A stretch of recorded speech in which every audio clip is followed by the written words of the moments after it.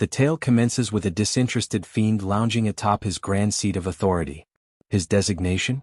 Kim Jang-kol, once nothing more than a typical postgraduate scholar residing in South Korea. Or at least that's who he used to be. Merely a day prior, he underwent a bewildering transformation, now embodying Kratos, the sovereign of demons and ultimate adversary in the digital universe of his cherished game. A narrative trope indeed. Jang-kol then proceeded to outline the mechanics of the game, Paladin of Blood. Allegedly, his objective was to reawaken the primeval champion who had succumbed to a prolonged torpor. However, he promptly halted his own explanation. After all, relaying that to the invisible observers felt futile. More pressing dilemmas now demanded his attention. Mere moments passed before a man stepped into the fortress halls and formally addressed him by his new title, Lord Kratos. This infernal being, Zephyros, served as a level 15 adjutant. He announced that the mobilization for war had been finalized. Monstrosities lingered outside, eager to descend into battle. One in particular exhibited boundless enthusiasm. Level 534 entity Azurat, famously dubbed the Bloodthirsty Prince. His intent was to quell their hunger through the spoils of the day's conquest. Alongside him stood the frigid sovereign Sergi, marked at level 531, who bore the sorrow of having been born into desolation, having endured the grotesque fate of consuming her kin. Her ambition, to forge an enduring legend. Then came the Fog Archduke Hartok, listed at level 555, and the Ebony Boulder Overlord Ball, reaching level 539. These monstrous beings had already descended into unruly fervor, barely restraining themselves while awaiting the monarch's decree. Eventually, the protagonist lifted his voice to capture the attention of the infernal battalion. Demon army, listen up. The quartet of top commanders loomed, regal and menacing. From this point forward, I, Kratos, order all demon folk. As he began to articulate his command, smoke billowed from his maw. The four ravenous warlords grew restless, their anticipation bordering on madness, yearning for orders of bloodshed. But then, with unwavering resolution and a gaze that could unnerve the heavens, Lord Kratos proclaimed that hostilities must cease, and instead, they would commence agriculture, start farming. Utter stupefaction seized the crowd. Disbelief erupted into uproar. Bedlam followed, naturally paired with feral outrage. Lord Kratos remained undeterred, persistently bellowing his new directive. Yet within the recesses of Jang-kol's consciousness, there was only one thought. They were absolutely terrifying. The notorious top four of the demon realm stood with jaws slack, speechless. Whether it was intimidation by his unfortunate countenance or sheer shock at the absurdity of the proclamation, it was hard to say. Regardless, Jang-kol was well aware of the ramifications that an actual war would bring within the game's mechanics. Elsewhere, in a distant location, someone appeared to be emerging from an unknown structure or dimension. Simultaneously, an alert from the game's interface surfaced, stating that the participant was embarking on his 20th iteration. A celestial beam illuminated the figure. That individual? A player with a staggering level of 9,990, identified as aged Kim Chi, a name that haunted Kratos as he was convinced this would be the one to end him. Strangely, there also seemed to be the odd implication that this formidable player might be clad in a gown. But before plunging into the imminent chaos, the narrative takes a step back, to the existence of our protagonist prior to being ensnared in the game's reality. During his mundane existence, Kim Jang-kol had been an agronomy postgraduate, his greatest aspiration being to ascend as a fabulously affluent agriculturist. By his own account, he considered himself a prodigy, having effortlessly sailed through his curriculum with top marks. So distinguished was his academic performance that even his instructor lauded him, going so far as to commission him to draft a thesis on his behalf, of course, under the polite guise that it would greatly benefit Jang-kol's own scholarly advancement. Someone else requested his assistance on a separate endeavor, while another individual commanded him to till the soil. In the end, Yang Chul had essentially become the top-tier laborer. When fatigue finally overwhelmed him, he began to question the path his existence had taken. All the burden had fallen on his shoulders, while the professors reaped all the accolades. In frustration, he screamed his desire to eliminate all those insufferable individuals. His dopamine reserves were depleted, and he was spiraling into madness. The only relief, the only way to replenish his dopamine surge, was through immersive gaming.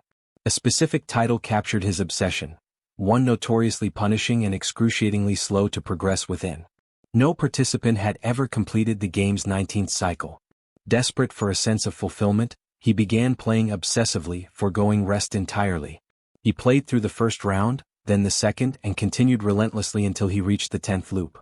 Eventually, he became the inaugural player to conquer Paladin of Blood for the 19th consecutive time. The triumph of being crowned the mightiest in the realm brought him joy, though his appearance betrayed severe exhaustion. He anticipated the 20th cycle would be unbearably nightmarish. Before diving in, he needed to increase his stats. Spiraling, he kept muttering that he would grind levels endlessly and that he was the supreme force. His avatar had reached level 9990, equipped with the most quintessential warrior gear imaginable. Given that the ceiling was level 9999, he resolved to halt the grind there. It had taken him countless years to reach this pinnacle, and now the 20th campaign was about to commence. As he clicked the confirmation button, the screen burst into radiant brilliance. Puzzled, he questioned the phenomenon. His essence was being drawn into the display, it was pulled directly into the television. A flash lit the heavens. His soul accelerated at incomprehensible velocity. Although his physical form remained motionless, internally he was seized by panic. He urged himself to stay composed and apply his intellect. Observing that his form was now a cool blue hue, he deduced that he existed in spiritual form. He reasoned that upon descent he would not perish. Then, as he caught sight of the Tower of Life, a realization dawned: he had entered the game world. The name echoed in his thoughts: Paladin of Blood. He was stunned to find himself before the tomb of the Paladin. Elation overtook him at the thought of inhabiting his in-game persona, aged Kimchi, who was practically maxed out in level. He declared that his era of invincibility and overwhelming strength was about to commence. But as his gaze fell upon his character, resting in slumber, the mood shifted. His digital avatar was a muscular blonde man dressed in an enchanted girl ensemble, wielding a wand shaped like a winged heart. Upon witnessing this scene, a wave of realization crashed over him. He had no desire to morph into that. His soul veered off course. He had no clue where it was headed now. Then his vision settled on the Demon King, poised atop a throne. That too was not his intention. But in the present instant, he found himself occupying the form of the demon overlord. He muttered that the situation was driving him insane. His expression twisted with unease as he lamented the moment of idiocy. If only he hadn't entertained that foolish thought upon seeing aged Kimchi, he could have become the most dominant figure in the realm.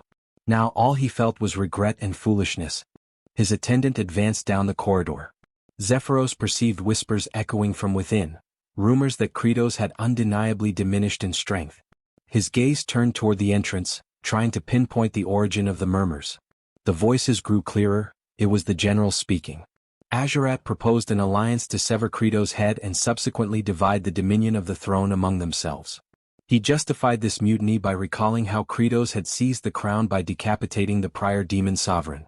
However, Azurat briefly entertained the notion that perhaps Kratos hadn't weakened at all.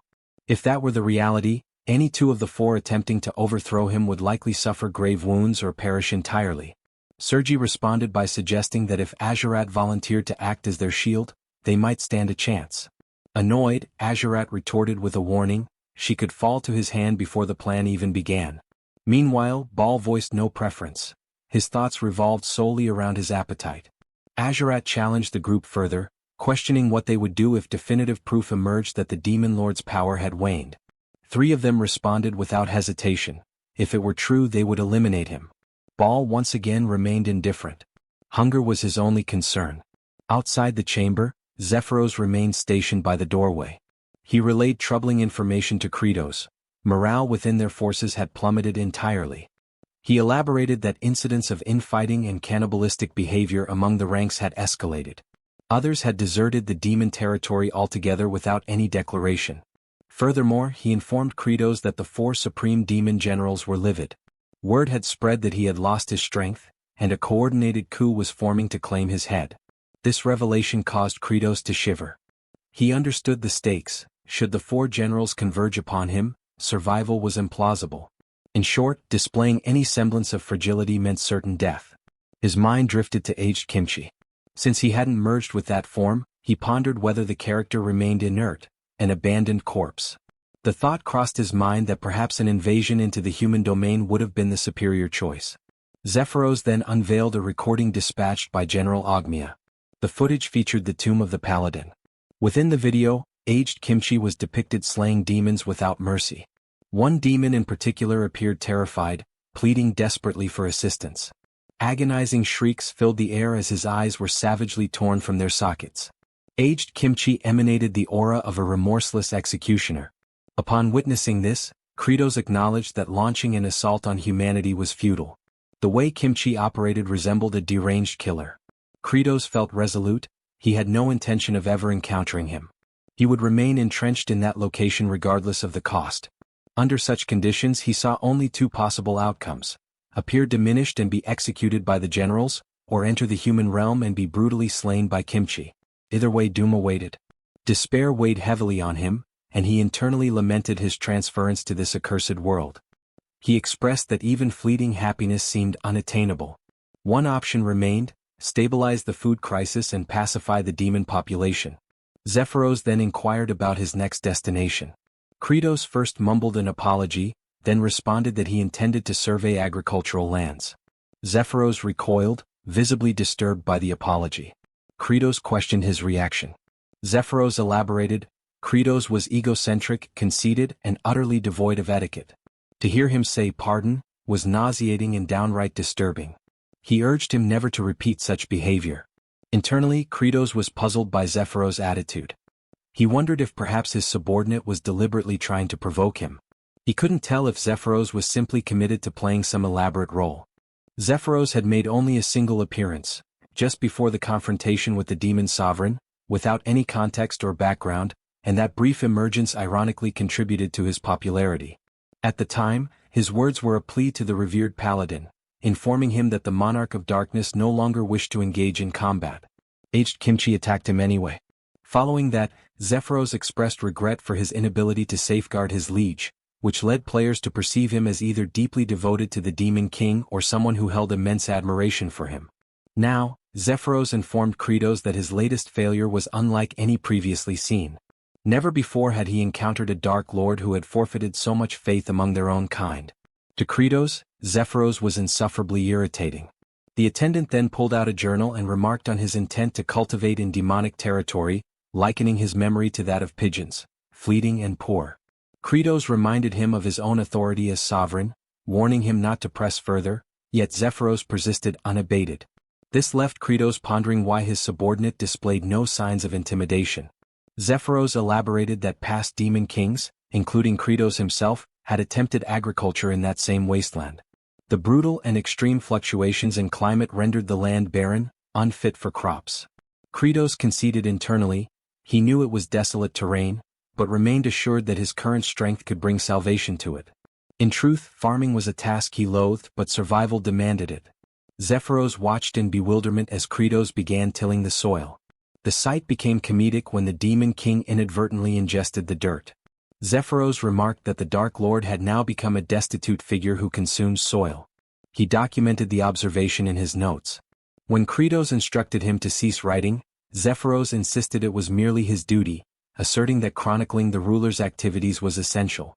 He even scribbled a comment about the apparent decline in Kratos' memory retention. To the Demon King, Zephyros was a persistent nuisance. Upon analysis, Kratos confirmed the soil lacked nutrients.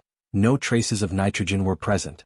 Nitrogen, an element vital to botanical growth, is inaccessible to plants in its atmospheric state due to its molecular structure. Despite comprising 78% of the atmosphere, its tightly bound triple atoms prevent any spontaneous chemical interactions. Humanity had addressed this problem via industrial nitrogen fixation through advanced chemistry, which had sparked a revolution in food supply. Unfortunately, duplicating that process here was unfeasible. There was simply no base substance available to begin cultivation. Then, Kratos reflected on a natural solution: lightning. Atmospheric discharges of high voltage oxidize nitrogen into nitrites, which then mix with rainfall and seep into the earth. His method would mirror this natural system. It was time for his signature move.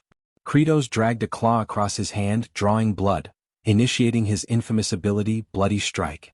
The spell simultaneously unleashed electrical energy and moisture, designed precisely to prepare the soil for sowing. He ordered Zephyros to step aside. The pain was sharp and relentless. Kratos couldn't fathom how the deranged Demon King had managed to use such a technique habitually when it stung so violently. Just as he braced himself for the incantation, he sensed something amiss. His gaze drifted, catching the figures of the four great generals observing from a distance. Their presence was devoid of any lethal pressure, but their expressions were clear. They believed their leader had weakened. This revelation startled Kratos. Zephyros casually stated that the demon lord had diminished by a full 100%. That statement triggered a thought in Kratos. Perhaps Zephyros was no mere aide but a covert executioner, provoking him intentionally before finishing him off. Still, it seemed preferable to an inevitable death. Resolved, he cut his hand again and activated the bloody strike. The result? Nothing. Only blood loss. He winced openly, unable to mask the agony. Then came the generals. One of them stepped closer and inquired if he was feeling unwell.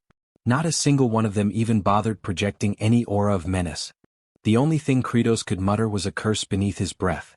Elsewhere, aged Kimchi surveyed the immense landscape before him. Traces of his prior existence lingered in his memory. He had lived through more than a dozen lifetimes and had once been driven by a powerful summons, a call of obligation that guided his steps. But now that directive had vanished, and the once commanding voice had fallen silent. He found himself questioning the very purpose of his continued existence. A somber mood fell over him, his face cast in shadows of doubt. Back with the protagonist, hostile gazes bore down on him like those of predators sizing up prey. Azurat reiterated the fundamental principle among demons: supremacy defined rulership. The most powerful one reigned as Demon King. Inwardly, Kratos admitted his fear. Each of the generals radiated an overwhelming presence, and he was all too aware of just how terrifyingly formidable they were. At that moment he couldn't even access any of his abilities. A question surged in his thoughts: was this how he would meet his end? His limbs trembled uncontrollably, and a fierce expression distorted his face. From Azurat's perspective, Kratos was radiating such palpable energy that it seemed he was charging power even before the clash began. Still, Azurat felt sure of himself. He challenged Kratos, questioning his capacity to triumph in such a weakened state. But upon glancing backward, Azurat was stunned to discover the other high-ranking demons had already taken cover behind nearby trees. His confidence wavered. The betrayal was instant. Less than a minute had passed before those traitors abandoned him. Their scheme was to spectate from a safe distance, assessing the battle's outcome and only joining if victory seemed within reach. Beads of sweat gathered on Azurat's brow. He inwardly cursed them as wicked scoundrels, though he quickly reminded himself, they were demons and such treachery was in their very nature. Meanwhile, Zephyros declared that according to the ancient customs of demonkind, combat was always fatal, and surrender was not an option. Just as he prepared to initiate the duel, Azurat interjected, requesting a delay. Kratos was taken aback by how rapidly the rules had been imposed upon him. Azurat silently encouraged himself, trying to maintain courage, convinced he could still prevail, believing that the Demon King had truly diminished. Internally, Kratos spiraled into panic, unsure of what course to take. He had recently tested his strength, expecting immense power from the Demon King's body. While he was indeed strong, it wasn't to the awe-inspiring degree he had anticipated, not enough to boast about. Azurat lunged forward. Kratos recognized the maneuver. It resembled either a stabbing thrust or a slicing strike, moves he had studied from the game. He was certain he wouldn't be able to evade it. Yet his body swerved instinctively. He blinked in surprise, unable to comprehend how he managed to sidestep the attack. Then he noticed a detail: Azurat's left foot angled outward, indicating a thrust. It was a familiar stance, mirroring the exact same motion patterns from the game. Azurat clicked his tongue in frustration as his attack missed its mark. Observing from the sidelines, Hartok asked Sergi if she had caught Kratos' reaction during the dodge. He interpreted it as a signal, a calculated response as though Kratos was preparing to rip Azurat's limb from his body. Sergi questioned why Kratos hadn't taken the opportunity. She advised continuing to watch and assess further. Azurat pressed the offensive once more, and again Kratos avoided him. Confusion settled deeper within him. Every movement, every gesture from Azurat, mirrored the gameplay he knew by heart. He recalled the first time he had encountered this foe. He had been utterly overwhelmed. Azurat had incredible speed, feint attacks that disrupted rhythm, and a diverse arsenal of techniques. But after suffering defeat once, thrice, and 10 times, it wasn't until his 128th attempt that Kratos finally overcame him. In the subsequent 19 playthroughs, he had mastered every trick, even achieving flawless victories where he was never touched. Now Azurat lashed out again, but it made no difference. Kratos felt secure. There was no way any of Azurat's strikes could land now. The other generals watched in silence. They took note of his confident expression, and it sent a chill down their spines. Azurat continued to barrage him, but Kratos evaded each attack with fluid precision. They noticed the shift. Kratos was enjoying himself. There was amusement in his eyes as though he was mocking Azurat's weakness. Azurat's frustration grew, while Kratos allowed himself a moment of relief. Even though he could dodge endlessly, he also understood a painful truth. He lacked the strength to finish the battle. Avoidance alone wouldn't lead to victory. Yet, a crucial realization dawned upon him. The realm he had entered operated under the same mechanics as the game he once played.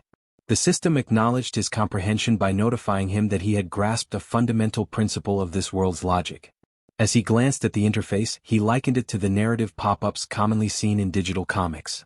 The display indicated that his recent evasive maneuvers, executed with intense focus, had granted him a reward. A portion of the interface typically reserved for user-controlled avatars had now become accessible. A targeting module had been enabled. Kratos stared as a reticle appeared, precisely aligned with Azurat's forehead. He instantly recognized the feature. It was the same mechanic employed when unleashing advanced techniques. Understanding its implication, he scratched his palm once again and activated Bloody Strike. The technique generated an orb that discharged lightning, directly striking Azurat. The remaining generals were taken aback. The watching demons who were observing the duel remotely erupted into celebratory cheers for Kratos. Azurat's attire had been reduced to scorched remnants, and now he was down on his knees, coughing amidst the settling debris. Kratos was astonished that Azurat had survived the Bloody Strike, an ability that, within the game, resulted in immediate death. Concern surged through him. He realized Azurat was already beginning to regenerate, and it would be only a short time before he was fully revitalized. He launched another bolt of lightning at him. He repeated the action relentlessly, delivering wave after wave of electric strikes. The other high-ranking demons began to tremble, disturbed by the sight. Their fear stemmed from Kratos' ruthless onslaught, an assault engineered not to end Azurat's life, but to torment him, ensuring he remained alive through the pain. In truth, Kratos was panicking internally. He had no clear idea how to finish Azurat, whose endurance seemed limitless. The system alerted Kratos with an unexpected message. All of Azurat's clothing had been completely obliterated, and he now stood exposed. The message confused him. It felt absurdly inappropriate, as if the interface had mischaracterized him as some deviant. Another prompt followed. A new functionality had been activated. Equipment removal from the inventory had been enabled. This piqued his interest. He speculated there might be valuable gear available. He accessed the inventory, only to discover that the sole item present was the outfit he currently wore. There was nothing viable for immediate use. Resigned, he resolved to neutralize Azurat first. Despite the demon's regenerative capability, which ensured his return to fighting condition, Kratos knew he needed to act quickly. An idea surfaced. Since Azurat hadn't perished, he remained a valid target. By continuously deploying Bloody Strike, he could saturate the terrain with immense quantities of nitrogen, a strategy that would serve a dual purpose. He privately praised his own ingenuity. He assessed the expressions of the other generals, anticipating fear in their eyes. To confirm their intimidation, he issued a command to Sergi. He instructed her to restrain Azurat securely.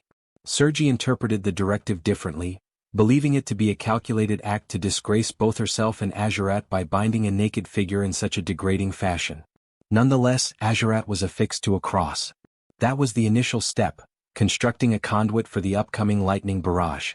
Azurat remained unconscious while being positioned. Minutes passed before he stirred and declared his full recovery.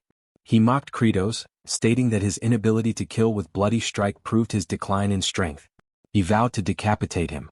But Kratos had moved on to the second stage. By executing Bloody Strike, he aimed to oxidize atmospheric nitrogen into nitrite. He instructed Hartok to envelop the entire area in thick fog. The haze needed to be so dense that moisture would drip freely. Hartok, interpreting the plan as a means of amplifying the torment, concluded that Kratos was enhancing the lightning's conductivity to increase the pain. He admired the inventiveness of the approach, admitting it was an enlightening experience. He complied, conjuring the mist. This was the third phase, diffusing the fog. The fourth phase followed, strike and repeat. Kratos continued activating Bloody Strike, pushing his limits to the point of personal agony. Zephyros observed with an indifferent expression, unmoved by the spectacle. Meanwhile, the general stood in stunned silence, overwhelmed by the sheer intensity. Azurat endured repeated blasts over and over again. Kratos found satisfaction in the process, not just for subduing his opponent, but because in doing so he was enriching the soil with nitrogen, rendering it fertile ground for cultivation. He imagined a prosperous yield awaiting him. That single thought filled him with anticipation. He unleashed another strike, continuing the cycle until twilight descended. Eventually the protagonist examined the earth. Satisfaction settled over him. All that remained was to maintain the infusion of nitrogen using the same method. His subsequent objective was to enhance the soil's quality. The current state of the terrain, loose, poorly bonded, with an inconsistent texture, prevented proper oxygen flow and retained excess water. For successful cultivation, a friable, crumb-structured soil was essential. Hence, the next necessary step was to produce fertilizer. He issued a command of utmost importance. He demanded organic waste. The high-ranking demons were staggered. Following the intense punishment inflicted on Azurat, they assumed the command implied smearing him with excrement. To them the idea bordered on savagery. They viewed the directive as unbelievably brutal. Elsewhere, beneath the bright midday sky, aged Kimchi wandered through the forest. A distant plea for aid reached his ears. He made his way toward the source, parting the foliage. There, behind the shrubbery, stood two individuals. They claimed to have been assaulted by goblins and requested assistance, offering compensation in return. For readers acquainted with these two figures, their identities were clear, true legends of the genre. Aged Kimchi's expression remained stern, unsettling the pair. Though he reassured them of his innocence, the men instinctively judged him to be deeply suspicious. He questioned their injuries and, without delay, hoisted the nobleman onto his shoulder like a sack of grain. The other man was instructed to guide them forward. While being carried, the noble remarked on Kimchi's strength. He introduced himself as Ravage Azrahan, with his companion identified as Deal Frontera, and homage to the iconic characters Lloyd and Javier.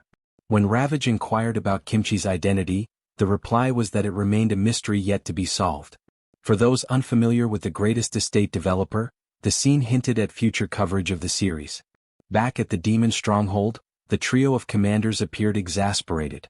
Hartok questioned how they were expected to simply produce feces. He sarcastically suggested if they were meant to create it on demand. Sergi shouted in dismay, appalled, revolted, and clearly overwhelmed. She spiraled into panic.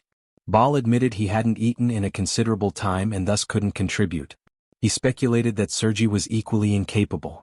She snapped at him, refusing to discuss such matters. Hartok, unwilling to donate his own waste, proposed a more aggressive solution, coerced the lower-ranked demons into providing it.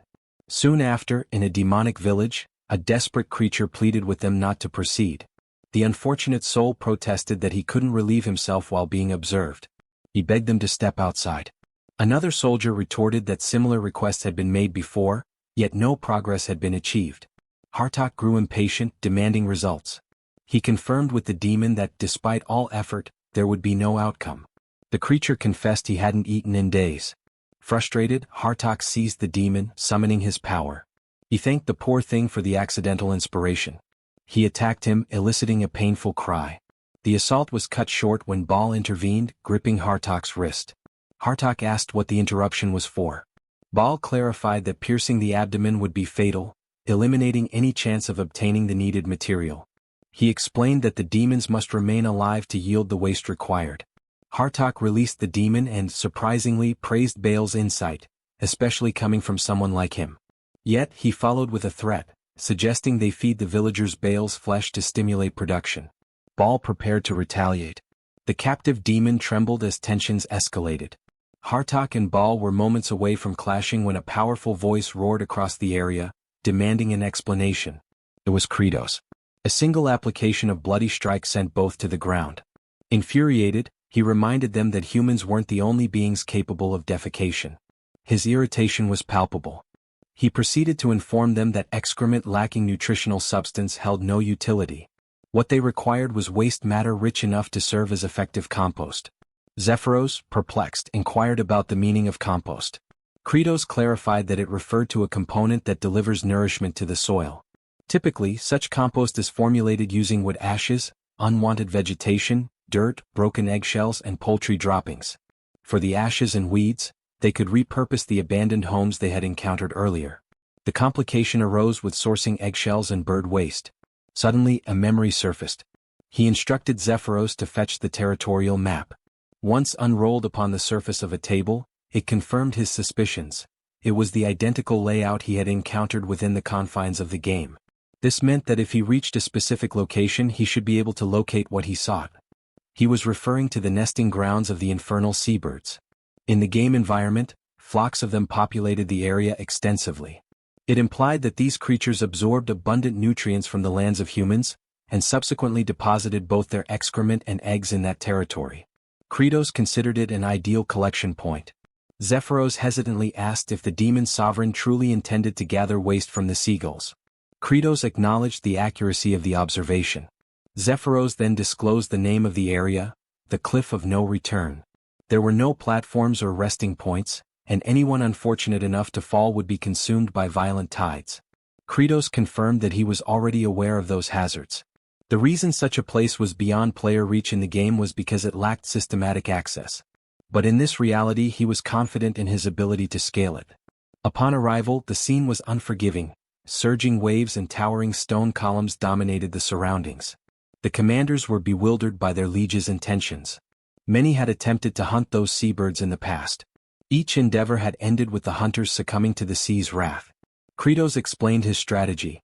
He would ascend the cliff and hurl down a sack filled with excrement and eggshells. He commanded the generals to ensure it would be caught. If successful, everyone would have sustenance. Baal stood in silence. In his mind, he recalled the gaunt demon Hartok had strangled earlier, along with the emaciated figures lining the streets. The ocean's surges remained relentless. As Kratos prepared to leap, memories of his 13th playthrough surfaced. He had tried countless methods to reach the peak. Hundreds of failed attempts, dying repeatedly, had defined that journey. But now he leapt, watched intently by the generals and Zephyros. His self-assurance was unwavering, because he had conquered this obstacle before by exploiting a game-breaking flaw. Gripping a protruding rock, he held so tightly that an indentation formed in the cliff's surface. The commanders and Zephyros stared, astounded. Without delay, Kratos summoned his inventory and unequipped every article of clothing. The sight left them stunned. Only portions of his form, his hair, his flexed arm muscles, and his rear, were visible. The group struggled to contain their amusement at the absurd image. Kratos pushed his weight off the ledge, needing to rotate his torso. Sergi flushed and averted her face. Yet even as she turned, her eyes flicked back with thinly veiled curiosity. It became apparent, she harbored intrigue regarding the demon lord's anatomy. Kratos proceeded to rotate his form, once again removing all garments. His bare backside appeared again. Then he twisted and re-equipped his outfit. Once more he spun and disrobed, exposing himself. He repeated this cycle of rolling and equipping. With each motion upward, he advanced closer to the summit. The repeated appearance of his rear became almost comedic in nature. And at last he reached the top. He stood firmly atop the precipice, clothed and composed. Within a realm governed by a game-like structure where equipment management and inventories operated like coded functions, and where boundaries marked unreachable zones on a virtual map, Kratos had pieced together all these elements. Through observation and trial, he became certain that reaching this forbidden edge was indeed within the realm of possibility. Baal, driven by the demon sovereign's promise of nourishment, resolved to lend his assistance. Zephyros grew alarmed by Baal's sudden initiative and attempted to halt him, but Baal had already launched himself forward, intent on following the monarch. Zephyros's cries drew Kratos' gaze. In a split second, Baal leapt, aspiring to emulate his liege. But the rocky surface offered no grip. Baal began to plummet. Thankfully, Kratos reached out and caught him mid-fall. At that moment, Kratos was bare-chested, only the upper portion of his form visible from behind the stone ledge, as he clung desperately to Baal's weight. To make it work, he needed to activate the same glitch that had allowed him passage earlier. His forearm veins bulged under the immense pressure. Baal's mass threatened to tear his limbs from their sockets. Inwardly, he questioned the rationale for saving someone like Baal, one of the four mighty generals who posed a potential danger to his rule. Wouldn't it be easier if the general simply ceased to exist? He voiced this internal conflict aloud, declaring that he held no obligation to rescue Baal. While gripping the general, Kratos's mind wandered back to a memory, a time when a peer, eyes red and voice cracking, had come to him for assistance. The professor had refused to accept this junior's paper, aiming instead to exploit the student endlessly for academic labor. The young man had pleaded with Kratos to speak with the professor, believing that the educator would heed the words of Jang Kyol, the most favored scholar. That youth had admired him. Since he was already serving as the top workhorse, perhaps the professor would be swayed. But fear had gripped him. He'd worried about jeopardizing his position, about placing himself in disfavor. So he told the boy that it wasn't his concern and walked away. And ever since he had wondered, what if he had stepped in? What if he had tried just a little harder? If he had pushed himself to his limits, perhaps the face that haunted him in memory would have worn a smile instead of despair. Now that same sensation welled up as Ball clung to him. In that moment of suspended peril, Kratos resolved to do what he hadn't done then. He clenched his jaw, braced himself and shouted with all his might. His bones groaned under the strain. Summoning every ounce of his physical capability, he heaved the general upward, throwing Ball atop the cliff. The large figure crashed onto the stony surface. Meanwhile, Kratos cradled his fractured arm, pain evident in his posture. Ball, stunned, observed his sovereign's self-inflicted injury. The demon lord had risked his own well-being without necessity. Ball, overcome with emotion, questioned why. For a time, Kratos said nothing. Then, in quiet solemnity, he offered the reason. It was a choice that carried less pain than turning his back on those who relied on him and facing the regret of abandonment. Ball trembled. Moisture welled in his eyes. Within Kratos's thoughts, the act felt like redemption, something he should have done for that pleading junior. The regret of not assisting those in desperate need lingered in him, following him even across dimensions. At that poignant moment, a translucent system notification emerged. It stated that even while still not fully acclimated to the vessel of Demon King Kratos, he had exerted every fiber of strength. As a result, he had earned Baal's genuine gratitude, one of the 4 supreme commanders. Kratos became aware of the depth of that appreciation. To honor this milestone, the system activated a new feature. From now on, bestowing upon the army a shared sense of deep satisfaction would reward him with a substantial number of points. He reflected on the substantial quantity. The system promptly notified him that the happiness point, or HP, accumulation feature was now active. Kratos pondered what exactly a happiness point was. At first, he assumed it might be something akin to a discount coupon for frozen treats. The system, clearly irritated, rebuked his misunderstanding, questioning what kind of fantasy world would even offer ice cream. Startled by the system's direct and conversational tone, Kratos realized it could respond to his thoughts. It was then clarified that for every demon soldier who experienced satisfaction from a full belly, Kratos would earn a single happiness point. These points could then be used to enhance his attributes. At present, Kratos had access to merely a fifth of the demon lord's total strength. This revelation explained his relative weakness in comparison to his subordinates. The system encouraged him to develop all 5 of his attributes and strive to unlock the demon lord's full capabilities. Curious to try the function, Kratos attempted to increase his stamina by 10%. A notification appeared, explaining that the cost for such an upgrade would be 50 happiness points, a steep price in his view. The system further revealed that abilities could also be upgraded. His current skill, Bloodstrike, was only at its first tier and required a hefty 250 points to level up. Realizing the large quantity of points he'd need, Kratos reasoned that through effective farming, he could steadily accumulate HP and thereby greatly enhance his strength and improve his odds of survival. In addition to this revelation, he received something else: gratitude. With a sly grin, he quietly enjoyed the rare feeling. From Baal's perspective, however, the expression worn by the demon lord was far from comforting. It seemed to communicate a silent threat, a reminder that a debt had been formed and defiance would not end well. To Baal, Kratos appeared as a ruthless leader, one who didn't save lives out of compassion. Shortly after, the demon sovereign lifted a large eggshell and summoned the others' attention. He declared his intent to fill the shell with organic waste and toss it toward them. The trio stood frozen in disbelief, entirely unsure how to respond. As promised, the demon lord launched the container, its contents flung toward the stunned group. The unexpected barrage caused uproar. They had no time to react. It was quite literally a storm of filth. The 3 generals were overwhelmed, certain they had reached their limits. Meanwhile, Kratos believed this was only the beginning. He demanded full dedication to agriculture. The essential elements of natural fertilizer, seabird droppings, fragmented eggshells, scorched wood remnants and properly tilled soil, needed to be blended thoroughly. He summoned Sergi for this task and instructed her to pulverize and combine the materials. Sergi was dumbfounded. The command seemed beneath her station. Despite her numerous limbs, which made her ideally suited for the work, she was incensed. Proclaiming her status as the frigid monarch, she armed herself, stating that her appendages were not intended for menial duties like compost preparation. However, the intense gaze of Kratos silenced her. He offered an alternative, a simpler task. He directed her attention toward Azurat, who still emitted faint wisps of smoke from the electric blasts he had received. All she had to do was remain in place. A straightforward job, no? Thus, the regal monarch of ice became an unwilling mixer of compost. Rumor suggested she remained in that role to this day. Internally, Kratos was close to losing composure. He reminded himself that these generals were all volatile, and one misstep could easily end in disaster. But then he reminded himself of his position. He was the demon sovereign. With nothing but determination and brute resolve, he would press forward. The next phase in producing the fertilizer had arrived, the application of moisture. He summoned Hartok and instructed him to saturate the air with mist.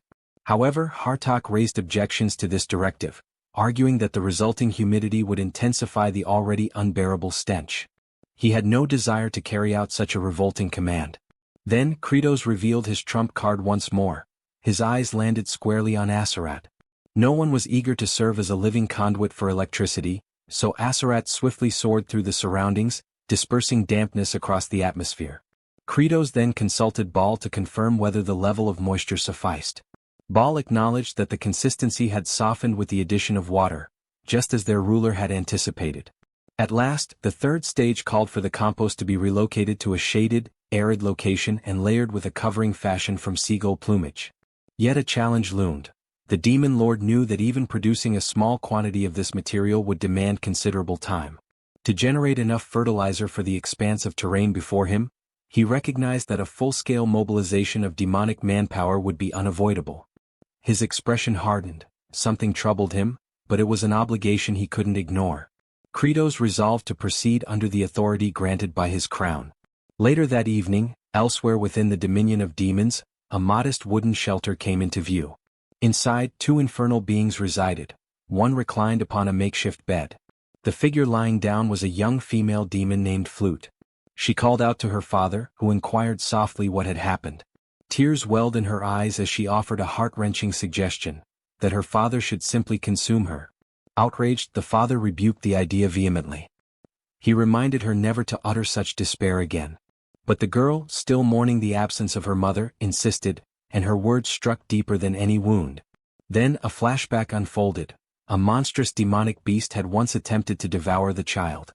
She had cried out for aid, and just before the gaping maw reached her, a figure emerged, shielding her fragile body. It had been her mother. Without time to react, the maternal figure was swallowed whole, sacrificing herself to spare her daughter. In the present, her father spoke gently, explaining that without her, he would have no reason to keep living. Their somber exchange was disrupted by noises outside. The presence of Kratos and his subordinates had arrived. Flute's father froze, overwhelmed at the sight of the demon lord himself, his voice trembling uncontrollably. Hearing his reaction, Kratos concluded the demon still had vitality and thus issued the order for his capture.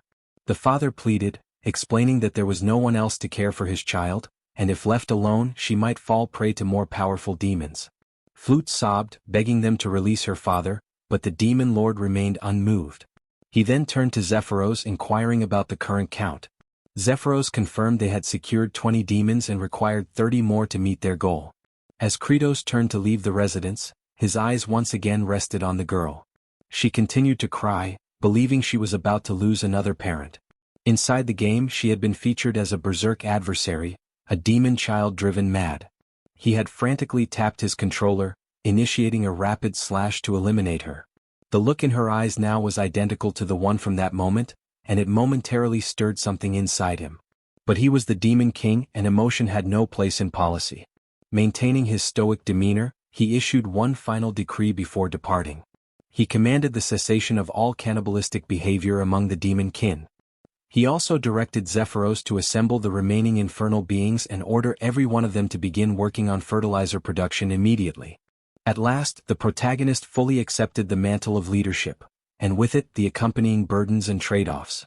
Several days later, the demon inhabitants who had been conscripted had already begun to labor diligently across the fields. Wielding their weapons as crude tools, they turned over the composted earth. Among them, Flute's father, now known as Dairock, voiced his skepticism. He questioned the value of this toil, convinced that their exertions over the past few days were fruitless. The notion of agriculture to him seemed utterly absurd. A companion cautioned him to be careful with such statements, warning that they could cost him his head. But Dairock stood resolute, maintaining that regardless of what happened, their fate was already sealed. Even if the terrain became arable, they still lacked any viable crops to sow. As if summoned by the critique, Kratos materialized and addressed the doubt directly, posing a rhetorical question about the future of their planting efforts. Dairock immediately recognized that he had spoken out of turn and was now in jeopardy. The Demon King instructed him to come along. What Dairock was unaware of was that Kratos had already identified a potential answer days prior. On the very occasion he had faced opposition from his high-ranking officers, a particular violet blossom had caught his eye. He had instantly recognized it as a candidate for cultivation. And so, he guided Dairock to stand before this same flower. Kratos informed him that they would be planting the roots of this plant. Baal and a segment of the agricultural unit had already retrieved samples from different areas. Dairock, now unnerved, humbly explained that the root of this flower was inedible, capable of inducing severe stomach agony, even fatal consequences. The demon sovereign then tugged the flower from the ground, stating plainly that this was the only resource at their disposal. The trial to determine its edibility should have concluded by now, he added. Dairock was stunned by the revelation. His composure nearly shattered. In a state of panic, Dairock raced to his daughter's side, crying out in desperation. He questioned the demon lord's morality, demanding to know why such a cruel experiment had been inflicted upon an innocent child. He pleaded for his daughter to be spared from ingesting the roots. Barging into their home, Dairock halted abruptly at what he witnessed. Flute, appearing far healthier than before, was cheerfully consuming the roots without discomfort. Dairock, trembling, asked in disbelief if she truly felt fine. Flute affirmed that she did. She also mentioned that both Zephyros and Baal had fed her the same food the previous day, and she hadn't experienced any ill effects. At that moment, Kratos re-entered the scene and inquired whether Dairock had now come to trust him. In the past, Kratos explained, there had been humans from a distant region who had also managed to transform this very toxic vegetation into a safe food source. They succeeded in growing it and overcame their hunger crises. With a wicked grin stretching across his face, the Demon King unveiled the truth, that this very plant was now recognized in the human realm as the potato. Flute looked up and sincerely expressed her gratitude, thanking Kratos for his compassion toward someone as insignificant as her. At that instant, a translucent prompt manifested before the Demon King. The system had taken note. A portion of the demon population was now content from being well-fed, and Kratos had earned his first happy point. The counter increment, 1 point added. A display showed the current tally of HP. Kratos was genuinely taken aback by the notification. He looked once more at Flute, who beamed with genuine warmth. Then a memory surfaced, a recollection from when he had been merely a player. It was that same Flute, rendered within the game, a naive demon child who had been coerced into doing terrible things just to survive. The image back then starkly contrasted with what stood before him now. A faint smile crept across Kratos' face. He acknowledged to himself that, as a demon lord, perhaps he didn't always need to wear a stern mask. He smiled, awkwardly, perhaps grotesquely. But it was a real smile. Internally, he mused that a little demon like her just needed to eat well and grow up strong. Unfortunately, this sentiment was wholly misunderstood. His attendants misread his intentions, interpreting the look on his face as sinister. Baal, in particular, assumed the Demon King had ulterior motives, that he was merely fattening the girl up to devour her later. To him, Kratos was the embodiment of a truly malevolent monarch. Yet, unbeknownst to them, the expression Kratos had revealed was the one he had always hoped others would see, though it could not have been further from the truth. Following those events, it was revealed that the most remote location within the expansive dominion governed by the Demon Lord bore the name Chavain de Antier. The entire region was segmented into 5 distinct sectors, and this frigid expanse lay within the most secluded one. Temperatures plunged to icy extremes by nightfall, only to surge into sweltering heat during daylight, a climatic pattern reminiscent of the high-altitude terrain of the Andean Plateau. In historical accounts, inhabitants of the Andes often faced food shortages, leading them to consume wild tubers laced with toxins. But did such desperation lead to extinction? On the contrary, humankind exhibited a remarkable talent, the ability to transform harmful provisions into digestible sustenance. That very human ingenuity was now being emulated by Jeshiel, now recognized as Kratos, the reigning demon sovereign. Soon after, Dirac appeared and informed the demon king that the tuberous roots had already been positioned across the cultivated terrain. In response, Kratos instructed Baal to pulverize them. Without hesitation, Baal launched himself high into the air, landing with tremendous force to smash the roots beneath his immense weight. Under such crushing pressure, those potatoes stood no chance of remaining whole. Baal's task was far from over, as he would be repeating this action throughout the entire day. Kratos had devised a meticulous process. The roots were to be frozen under the cold night sky for 5 consecutive evenings. Then, under the scorching heat of the day, they would be softened and subjected to Baal's powerful impact. This repetition, freezing, thawing, pounding, would extract the poisonous content and allow it to dissipate. Once this cycle had been executed enough times, the remnants would be dried, preserved, and lightly heated for consumption. Thus was created the Demon Realm's version of chunyo, wild potatoes rendered edible through careful preparation. The narrative returned to Kratos, who summoned Zephyros and instructed him to assemble the group of demons assigned to fertilizer production. Wearing a wicked grin, the demon lord declared that it was time for a break, snack time to be precise. He anticipated that his underlings would savor the food. As distribution commenced, the demons formed a queue, awaiting their share. Kratos announced that only 2 pieces would be allotted per individual due to limited supply. Zephyros, noting the sizable reserve of processed potatoes, inquired whether additional portions could be produced. Kratos expressed skepticism, stating that the remaining quantity wasn't sufficient to nourish the entire legion.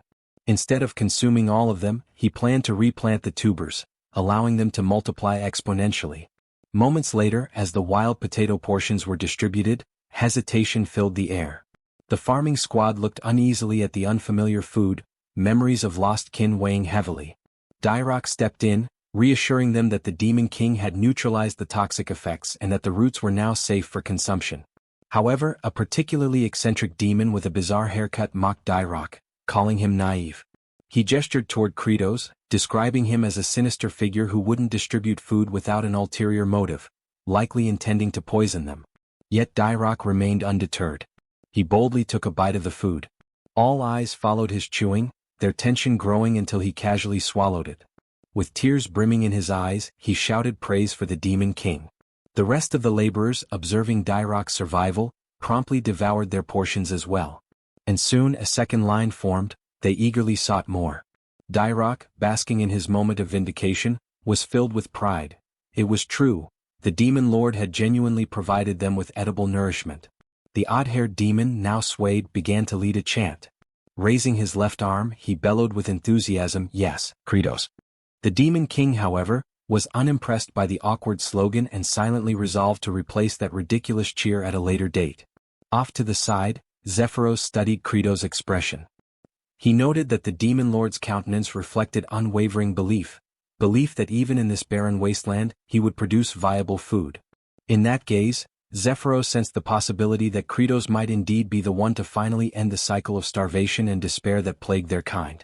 At that very moment, the interface reappeared. A system notification declared that a segment of Kratos' forces was content due to having eaten.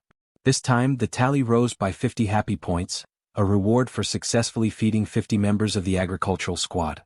The new cumulative total displayed boldly: HP equals 51. The protagonist observed the unfolding scene with visible amusement. A subtle grin crept across his face as he internally acknowledged that the total number of points accrued so far was quite respectable. With this accumulation, he could now afford to bolster his strength a bit. However, a decision had yet to be made on which attribute would be prioritized. At the moment, he remained uncertain. Perhaps it would be more prudent to continue stockpiling points for the time being. While he contemplated dividing labor between the fertilizer production group and the wild potato extraction team, Zephyros began to rally the attention of the field workers. The astute assistant had devised a plan to spread word throughout the village that a consumable crop could now be cultivated even in this desolate terrain. An incentive was offered: Any demon who unearthed wild potatoes would receive food coupons redeemable for chunyo. The announcement stirred celebration among the farming squad, while Kratos quietly evaluated Zephyros. He mused that the subordinate was every bit as clever as he appeared.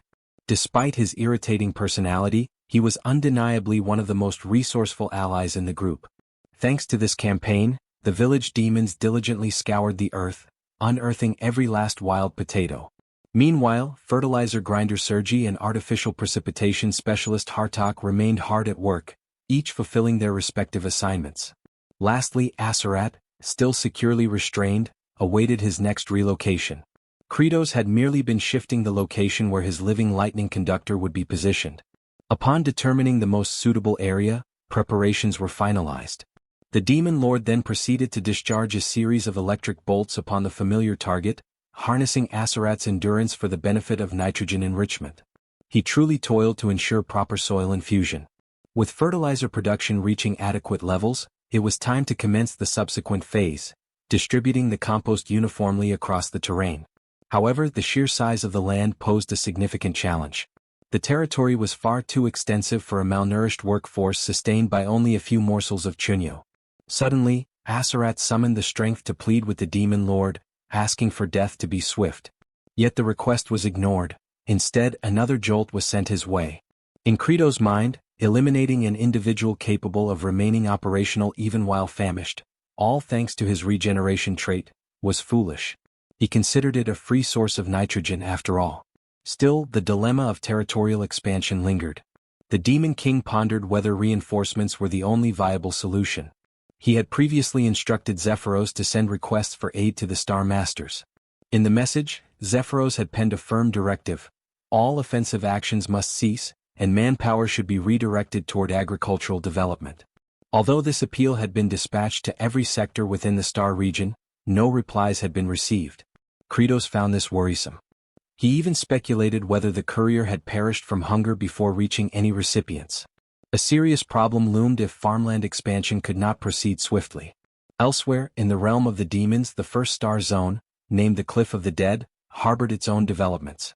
A servant knelt before his superior, relaying a reconnaissance report. Demon Lord Kratos had genuinely begun agricultural operations and seemed to have succeeded in creating edible sustenance. The master of this domain sighed, attributing Kratos' actions to fear, specifically fear of himself.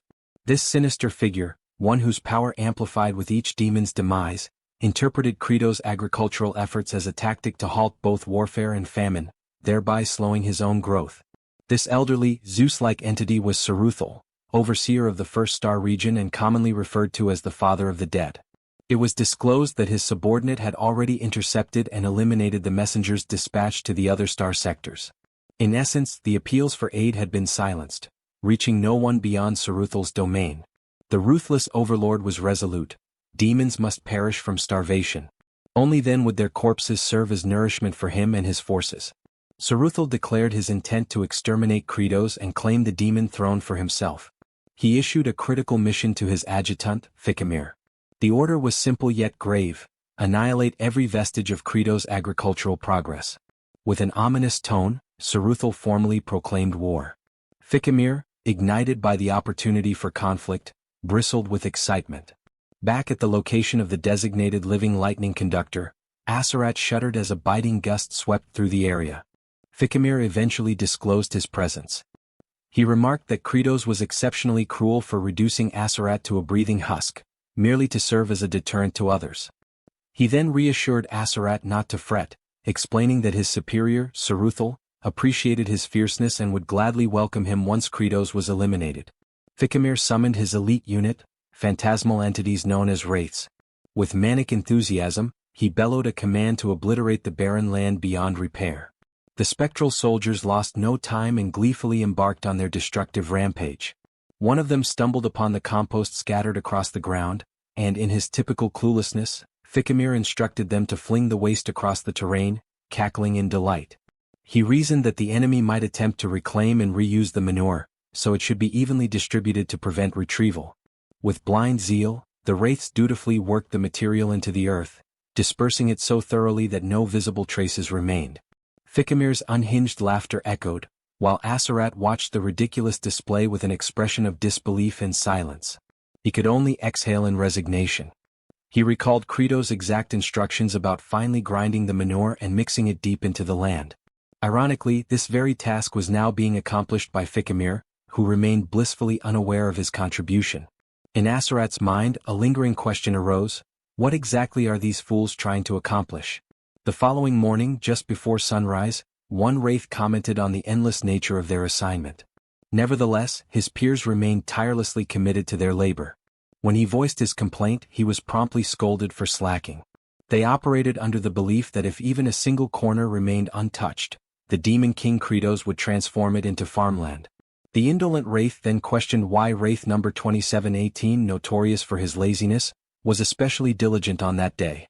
The numbered wraith confessed to his typical slothful tendencies but noted that something felt different this time. Observing the meticulously worked earth, he admitted feeling pride, as though he had contributed to something meaningful. The lazy wraith was left dumbfounded. After clicking his tongue in annoyance, he declared that he too would be a fool for the day. He resumed tilling beside the others. Unexpectedly, the scene took a turn. So focused were the wraiths on their exertions that they lost track of time. When dawn broke, they had failed to retreat, and all perished beneath the morning sun. Yet they passed with contentment, gratified by their efforts. The once empty fields were now cultivated with purpose. All phantoms in the expanse had faded, except for Fikimir. With tears welling in his eyes, he mourned his comrades, proud of their dedication. He silently wished their souls would find repose and wondered with solemn anticipation how Kratos would respond to their unintended accomplishment. Elsewhere, within the barn where the harvested potatoes were stored, Kratos could be heard murmuring about how tilling had taken more time than anticipated. Gazing at the dormant vegetables, he explained to Zephyros that potatoes in such a state wouldn't sprout, rendering immediate planting ineffective. He likened the condition to a tuber peacefully resting underground, abruptly yanked out by its stem, thrown into shock and left biologically frozen. Deep in contemplation, Kratos considered that dormancy could be interrupted more rapidly by storing the potatoes at 4 degrees Celsius for 2 to 3 weeks before transferring them to a warmer, darker location. He intended to request Sergi's aid in cooling them with her frostborn magic, but she was fuming with rage at present. Hartok likewise was currently unreliable. Kratos knew that provoking both simultaneously could be perilous, so an alternative solution was necessary. As a last resort, the Demon King had even instructed the farming squad to perform physical drills near the potato cache, in the hopes that their body heat might hasten the warming process. They all ended up exhausted rather quickly, rendering that strategy a failure as well. Thus the issue remained unresolved. Left with few alternatives, Kratos resolved to head over to the farmland and attempt whatever measures he still could. His focus narrowed to at least enriching the earth with nitrogen. A short while later, Kratos stood silently before the completely turned and fertilized soil. The ground had been thoroughly tilled and integrated. The pungent odor hung thick in the air, so intense that Aserat lost consciousness from the fumes. The demon lord stood stunned, speechless at the sight of the now prepared fields. He questioned internally how such a feat had come to pass, suspecting a miracle. Suddenly, an oblivious figure burst into laughter, the same fool who had unknowingly contributed to the miracle. He cackled in triumph, declaring their success, but his gloating was short-lived. Baal, looming behind him, lifted him effortlessly and presented him to the demon lord. This individual was none other than Fikimir, who had attempted to remain hidden. Kratos recognized him immediately as one of the notorious bosses from the Cliff of the Dead. He speculated that Fikimir might have arrived as backup. Without delay, Kratos demanded to know the reason for Fikimir's presence, a question that caused the demon to tense in panic. Just as Fikimir opened his mouth to reply, a swift blow from Kratos interrupted him. Zephyros, bewildered, questioned why the demon lord would strike before hearing a response. Kratos clarified that the act of withholding information was already suspicious enough, and sometimes brute force was the most effective interrogation tool. Fikimir, though pained, conceded that this approach was to be expected from the Demon King. Still, the demon remained tight-lipped, until he was subjected to a relentless barrage of punches. Blow after blow rained down. Eventually, Kratos himself grew winded. Fikimir lay motionless, barely conscious. Then, a prompt from the system materialized, reminding Kratos of his ability to enhance attributes using accumulated HP. With 51 points available, he invested in boosting his stamina. Refreshed, He resumed pummeling the unfortunate demon with renewed vigor. Thousands more strikes followed. In this act of merciless interrogation, Kratos demonstrated his fitness for the role of Demon King. Ultimately, Fikimir broke. He confessed not only his actions but the plot to eliminate Kratos altogether. The scheme traced back to Saruthal, who had deliberately severed the flow of reinforcements. The goal was to grow stronger as more demons starved. Zephyros remarked that such sabotage amounted to insurrection. He advised Kratos that eliminating Saruthal would send a clear message to those protesting the halted expeditions. However, Kratos recognized that even if he succeeded in taking Saruthal down, other adversaries would persist. What he truly required was a definitive method to overcome them. Zephyros warned that Saruthal was no ordinary enemy. Kratos was already aware. Saruthal possessed a spectral ability, allowing his body to shift into an incorporeal form. Even within the game, Saruthal had been a constant menace on the intricate terrain of the Cliff of the Dead, transforming the entire encounter into an elaborate pursuit. Still, Kratos had already begun formulating a plan. As in the game, if exterminating pests was impossible due to their concealment, the answer was simple: extract them from their den. Elsewhere, Flute found herself standing before Aserat. She looked upward timidly. The mere sight of her nearby presence visibly irritated him. She initiated a hesitant conversation, lowering her head in gratitude. She expressed thanks for his sacrifice as it was the reason they now had sustenance. However, praise directed toward a demon for noble deeds was considered deeply offensive. Aserat seethed. He accused Flute of derision and threatened her life. Frightened, Flute fled. With a burning glare, Aserat issued a vow, one drenched in fury. The moment he escaped, he would hunt Kratos down and destroy him. His moment of solace was abruptly interrupted as a chorus of demonic voices rose in melody directed toward him. From a distance, his gaze locked onto Kratos approaching with a waving banner. As the image grew clearer, the banner's inscription came into view: "Congratulations. Second Conductor of Thunder in the department." Alongside him was Fikimir, trussed up identically to Aserat. This unhinged entourage chanted jubilant hymns, as if commemorating the induction of a fresh recruit into their labor force. The agricultural detachment was gradually expanding its membership. Aserat mulled over the title of Second Conductor of Thunder. Moisture welled in his eyes at the hopeful prospect of being released. The thought of finally being spared from being a perpetual spit-roasted avian stirred deep longing. Yet within moments, Fikimir was merely positioned adjacent to him. No soul even considered unfastening him from the pole. With fervor, Kratos erupted into bellows, activating his sanguine surge technique. Aserat's stomach dropped as the full weight of reality set in. Kratos intended for both of them to share the burden of lightning absorption. The pair, defeated in spirit, yielded to their fate. All the while, Saruthal observed from afar through his scrying orb. The notorious overlord shrieked with horror as his elite subordinate, Fikimir, was officially baptized as the next electro-grilled minion. The unsightly, celibate demon monarch persisted, unleashing strike after strike. Fikimir's wails echoed, his form writhing under the surges. Saruthal wept for his underling's torment. Still, Kratos showed no mercy. The thunder cracked. Fikimir's cries escalated, almost indistinguishable from unholy moans. He was beginning to show signs of perverse enjoyment. Surveying this grotesque display, Saruthal howled in protest. At that very instant, Kratos turned his attention sideways. There hovered the familiar reconnaissance specter from the game, a spectral avian clenching a crystal globe. This confirmed Saruthal's active surveillance. Rage simmered anew within Kratos. His adversary had not only sabotaged his crops, but was now watching with contemptuous amusement. He vowed to ensure Saruthal rued the day he meddled. By morning, young Fluck was seen burrowing around in the earth. Aserat monitored her from his constrained vantage point. He noticed the roughened texture of her palms. The roasted warrior questioned her motives. She meekly explained her desire to assist. After all, the Demon King, the 4 exalted generals, and every grown-up were toiling tirelessly in the fields. She longed to contribute. Aserat scoffed, branding her a naive, low-tier demon child. He grumbled that the idiot tethered beside him had already cultivated the patch she was digging. He suggested she direct her efforts somewhere useful. Hearing that, Fluck beamed with gratitude. She extended heartfelt thanks to Fikimir for tilling the field and offering himself as an additional lightning conduit. Fikimir's eyes glistened. Her words moved him. Suddenly the agony felt worthwhile. Aserat muttered under his breath that the man had officially gone off the rails. He mocked their agricultural ambitions in this forsaken land. He pointed out that the absurd potato they were trying to raise hadn't even sprouted. According to him, unless the spud cellar was warmed, no buds would grow. He predicted starvation. Fluck took that statement to heart and dashed away, almost skipping with determination. Aserat rolled his eyes, convinced that a feeble demon like her couldn't change anything. At high noon, Zephyros expressed subtle unease about the demon monarch's scheme. He suspected that Saruthal was surely aware of their ambush.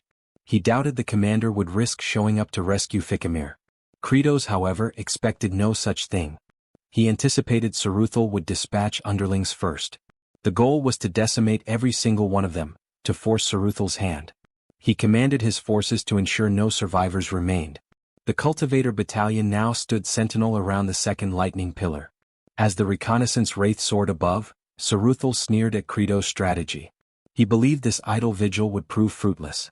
While admitting it was unfortunate for Fikimir, Saruthal remained fixated on one objective, crippling the harvest. He deployed his crop wraiths. And for the surprise of no one, they appeared at the heart of the potato deposit. Numerous reptilian phantoms emerged. Then, with no hesitation, the spectral invaders surged forward. Saruthal gave the directive to annihilate the entire stockpile of potatoes, ordering them to crush and obliterate every last one. The harvest phantoms stormed the storage barn. Unbeknownst to them, everything was unfolding exactly as Kratos had foreseen. The crop specters found themselves startled. Positioned atop the structure, the demon sovereign awaited. With a sly grin curving his lips, Kratos acknowledged their presence like a host welcoming guests to their final resting place. The ghostly intruders faltered, taken aback by the ambush. His mind drifted back to his initial encounter with these exact entities during his gaming days.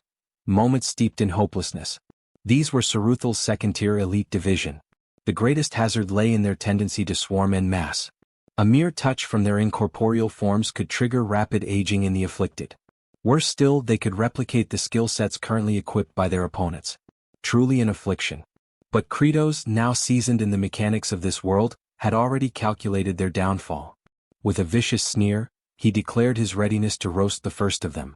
Lightning-based implements were their kryptonite. The specters realized they had walked into a trap and began to withdraw. However, Kratos warned them that the real snare had only just begun. The ghouls glimpsed crimson streaks near the entryway, blood that Kratos had deliberately smeared the night before. Now activating the second tier of his technique, Kratos brought his palm crashing against the ground, unleashing arcs of electricity. The current surged along the blood channels until it reached the door, where it surged upward like a net of lightning. The move, known as wide-range crimson discharge, electrified the entire vicinity. In that moment, the crop wraiths resembled writhing motes, floating helpless. The strike landed, eliciting their silent shrieks, even though they possessed no vocal cords. With their resistance neutralized, physical strikes now became effective. Kratos summoned the cultivation regiment. These fierce warriors, long aching for battle, barreled into the fray with scythes and rakes so lethal they would intimidate any foe. Though outwardly unimpressive, these soldiers were secretly the most formidable units of the final battleground. With that knowledge, Kratos no longer considered the crop wraiths a threat. For the first time he felt like a cold, calculating apex demon ruler. He scanned the area for any lingering phantoms that had survived the barrage. Determined to personally finish them off, he prepared his next move. But a piercing cry shattered his focus. Fluck emerged from beneath the mountainous heap of potatoes. Her sudden appearance stunned Kratos. A spectral assailant locked onto her. Her father, locked in his own skirmish, was unable to reach her. Kratos, agitated by the chaotic unpredictability of it all, forced himself to prioritize. Eliminating as many fleeing phantoms as possible had to take precedence. Still, his eyes stayed fixed on Fluck. He knew the range of his crimson discharge wouldn't reach her position. In a desperate act, he hurled a potato toward the ghost.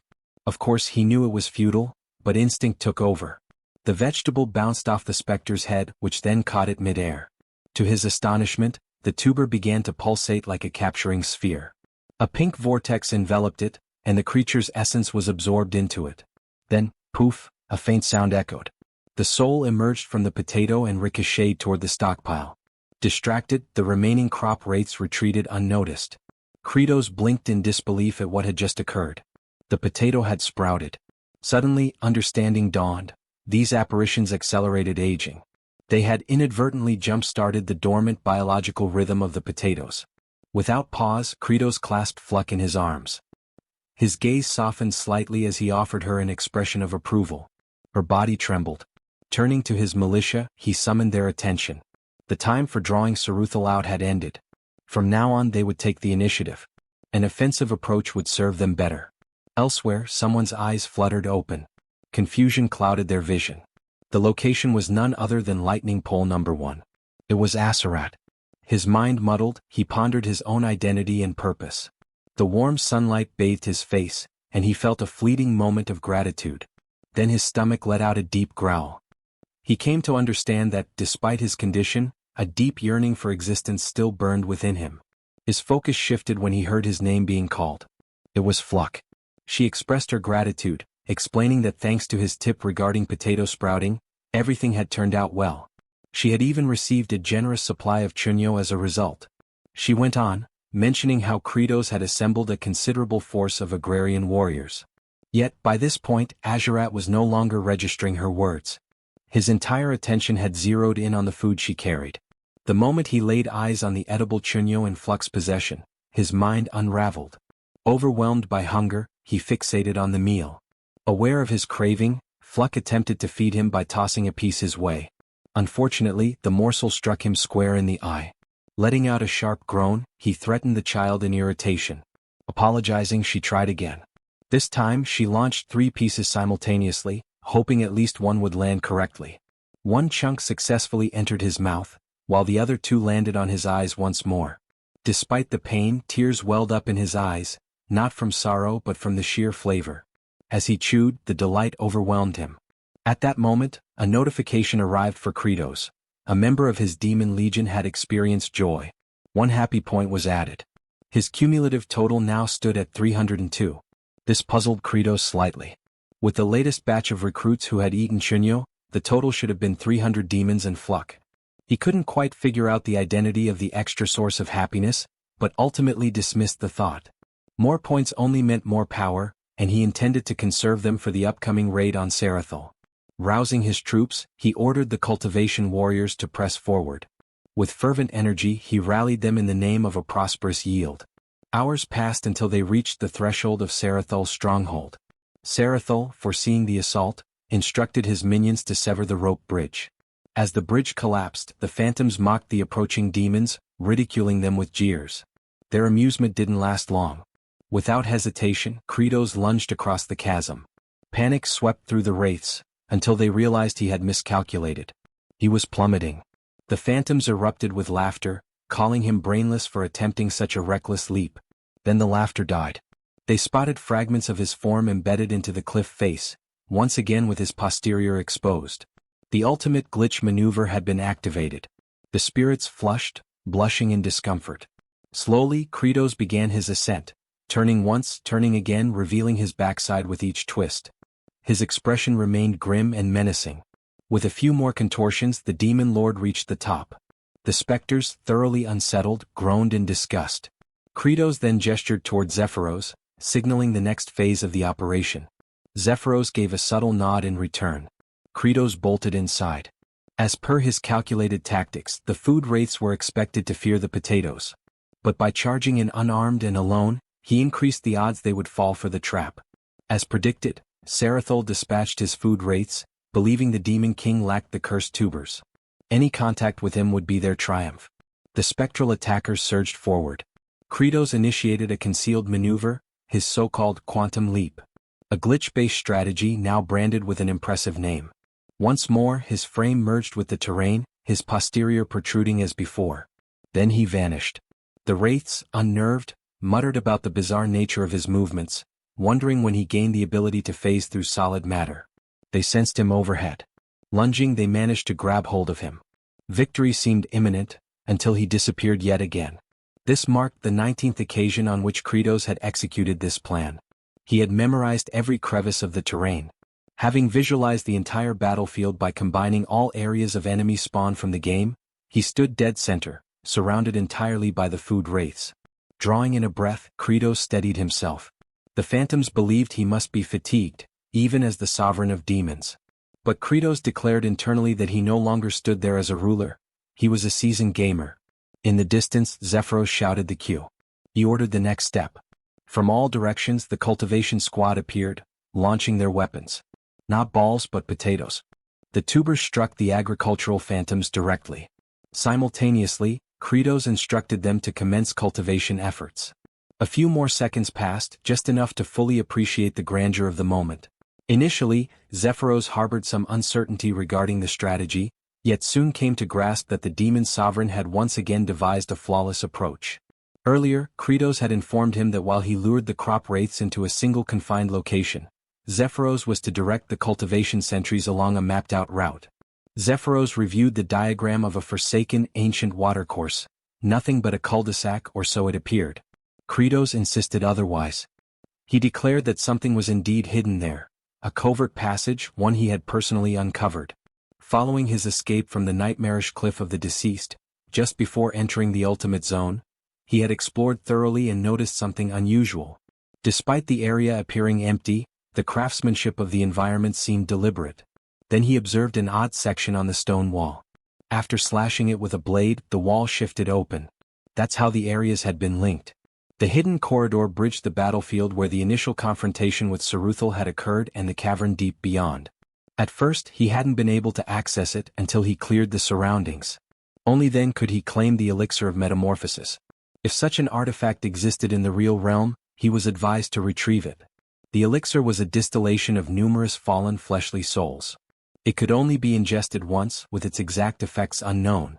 Back in the present, the field hands rejoiced as they gathered the sprouted spuds. The sight of it implied they were ready to sow them. Flute's father thought tenderly of her and of how they might finally enjoy full meals. But witnessing all of this, Kratos' features darkened. A memory surfaced. He once starved so severely that a kindly elder woman offered him food. She had even promised a hearty supper if he could just hold out a little longer. The next thing he remembered, an ambulance was parked nearby. That thought soured his expression. With that grim recollection fresh, he declared a statement that caused the workers to cheer. Anyone who interfered with their long-awaited nourishment would be utterly annihilated. Just then someone called out to the overlord. It was Baal, announcing his readiness to assist against Saruthal. Kratos, however, ordered Baal to focus on carrying the provisions. Combat belonged to the head of the chain. Meanwhile, Saruthal invoked the great spirit of glacial heart. He beseeched it to ensnare more souls with its frozen wrath and grant him a surge of reinforcements and might. Out of nowhere, Kratos landed a forceful kick square into his back, sending him to the ground. Saruthal lay stunned, face against the dirt, shocked by the Demon King's sudden arrival. Kratos coldly responded that it was no longer his concern. Pest extermination was now underway. As Saruthal remained crouched, Kratos loomed above. The former rebuked Kratos, branding him foolish to believe he could triumph single-handedly. Saruthal's form began to morph. He disclosed his genuine prowess. Despite the dramatic transformation, Kratos showed no reaction. His expression was blank, almost disinterested, for he had witnessed this countless times, 19 to be exact. In past playthroughs, while chasing the ever-fleeing Saruthal across the hazardous cliffs, aged Kimchi's player frequently ran into his minions. By the end, nearly every creature inhabiting those bluffs had been eradicated. Eventually, Saruthal retreated into the chamber containing the Heart of Ice Spirit. A fearsome relic, allegedly forged from the death of an ancient drake, it unleashed a chilling energy that ensnared wandering phantoms in the land of the living. Saruthal made attempts to summon additional allies using the relic's force, but the paladin always arrived in time for the final confrontation. There, Saruthal activated his most formidable power. He conjured a whirling gale, signifying his acceptance of Kratos' formidable nature. Gradually, the vortex assumed shape, an exact replication of Kratos himself. Saruthal was convinced this was the key to victory. Kratos knew all too well what was happening. Saruthal's signature ability allowed him to flawlessly duplicate his adversary's attributes and embody them. That was the climax of the encounter. At that moment, Saruthal possessed identical statistics to Kratos' own character, which were maximized to their limits. With staggering offensive capacity and a near-untouchable evasion trait, even a single misstep meant instantaneous defeat. Nonetheless, the attributes that Saruthal replicated were from the current demon monarch Kratos, whose prowess was no longer as formidable. Saruthal lunged forward. Simultaneously, Kratos received a prompt to utilize his HP to acquire various attribute enhancements. He had the option to allocate 10% more to his existing stamina, which stood at 30%, as well as his psychological fortitude, bodily power, nimbleness, and arcane energy, each resting at 20%. With a reserve of 302 HP, Kratos spent 50 of them to elevate his agility to 30%. Saruthal was taken aback when Kratos sidestepped his strike with ease. Following that, Kratos delivered a punch with all the force he could summon. Another 50 points were consumed to boost his brute force from 20% to 30%. He met Saruthal's clenched fist directly with his own. The impact prompted Saruthal to cry out in pain, bewildered as to how Kratos remained unscathed. Kratos retorted that cultivating land also required intellect. Enraged, Saruthal attempted to unleash the Bloody Strike technique, but Kratos had already invested 50 points to amplify his magical force, raising it to 30%, and another 50 to augment his mental endurance to the same level. Both unleashed their lightning-based abilities. Saruthal was caught by surprise as his spell backfired, and he was struck by his own electrical discharge. The so-called Zeus impersonator began to liquefy, reduced to a viscous pool. His form now resembled that of gelatinous goo. At that moment, Kratos was informed that he had expended his HP to elevate all of his core attributes to a uniform level of 30%. Then, a notification appeared.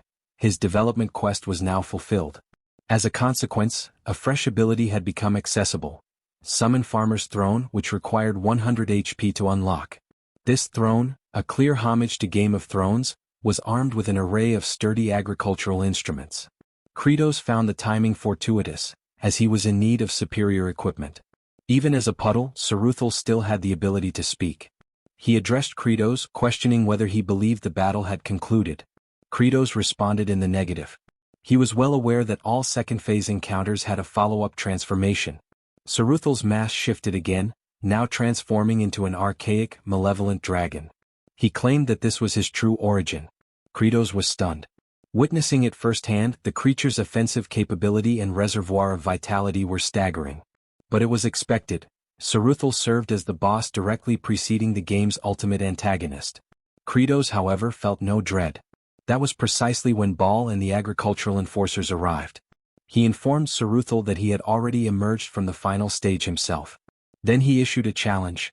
What could Saruthal possibly do now? Saruthal froze. Overwhelmed by the sight of reinforcements, he began to panic. He pleaded for a conversation to negotiate. But his appeal came too late. The farm enforcers stormed toward him, impelled by their yearning for a successful yield. They unleashed their accumulated frustration on Saruthal for disrupting their tilling. Saruthal begged for leniency. Kratos recognized that he could overcome Saruthal through direct combat, but the entity's capacity for speech and motion gave him pause. It didn't feel right to destroy it with his own hands. Still, he observed that his comrades were too malnourished to land efficient strikes. They had been battering Saruthal for some time now, yet he refused to perish. He contemplated a more effective tactic. Kratos activated the Summon Farmer's Throne skill, draining 100 HP and leaving him with just 2 points. A beam of verdant luminescence descended from the heavens, slowly lowering the throne.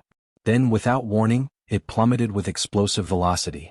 Kratos flinched in astonishment. The throne landed squarely atop Saruthal, generating a crater upon impact. The farm guards exulted. One demon jubilantly praised their monarch for not allowing Saruthal to simply expire, but instead, annihilating him with a brutal, skull-crushing blow. They admired how ruthless, savage, and infernal the move was, worthy of a true overlord. Another cried out that such a feat could only be pulled off by the Demon King himself, and that lesser beings like them could never imitate such dominance. They chanted Kratos' name in triumph. He blended with the celebration, shouting with pride. Elsewhere, among the lightning-bound, Fikimir came to a realization. With his superior defeated, he now understood that it was time for his own ascension. By now the entire farmland had been cultivated. The purpose of Lightning Rod No. 2 had been fulfilled. With the raid concluded, their principal objective was achieved. The potato shoots had sprouted, and Kratos had successfully eliminated every blight that jeopardized the upcoming yield.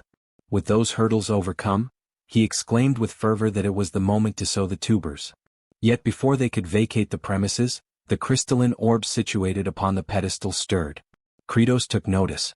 A notification appeared, confirming that his objective of vanquishing Saruthal on the Cliff of the Departed for the 20th instance had now been fulfilled. That led him to wonder whether he had simply resumed from the 19th attempt in the game. The system then alerted him of a concealed scenario now being unlocked. A sealed essence confined within the core of Frozen Spirit had been released due to mishandling. The Heart of Ice began to emit vapor. Its structure opened gradually. As Kratos approached, he was met with astonishment. A diminutive azure hatchling emerged. He stood speechless, eyes wide in disbelief. The juvenile dragon noticed him. With excitement it uttered a name, T-Bone. Their gazes locked in stillness. The small WRM pondered if this bizarre entity before him might be his parent.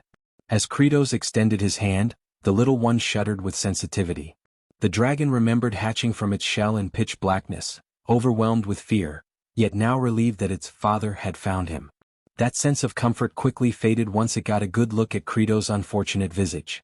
Even though Kratos made an admiring remark about the creature's cuteness, the hatchling quaked in apprehension. As the group began to exit the chamber, the overzealous agricultural enforcers jokingly hollered about cooking the baby drake. This left the creature misty-eyed. Kratos rebuked them, labeling them fools, and reminded them that raising the beast first would yield greater returns. This, of course, led the little one to suspect that its supposed caretaker might actually intend to consume it. Kratos came to a halt when he noticed the awaiting crowd. The demons had gathered to welcome back the farming corps, their expressions sincere with joy. Fluck ran directly into her father's arms. Families reunited in warmth and relief.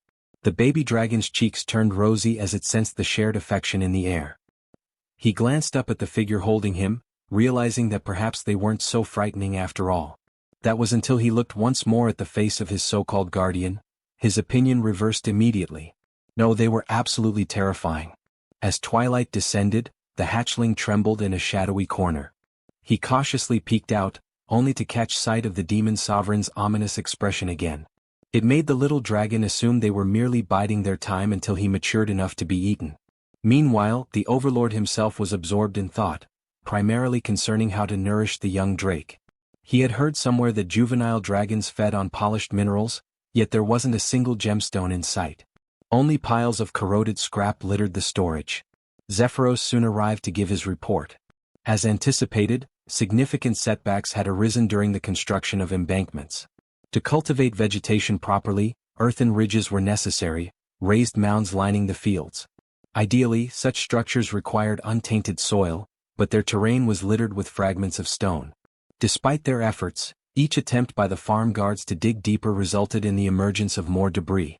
The baby dragon misinterpreted the situation, thinking he was already being forced into labor like the others, though in reality, Kratos merely held him. The demon lord reflected that their terrain more closely resembled a coal excavation site than a field. At the current pace, merely removing the stones would take an eternity. Worse yet, relying so heavily on the workforce daily would rapidly deplete the store of chunios intended for incentives.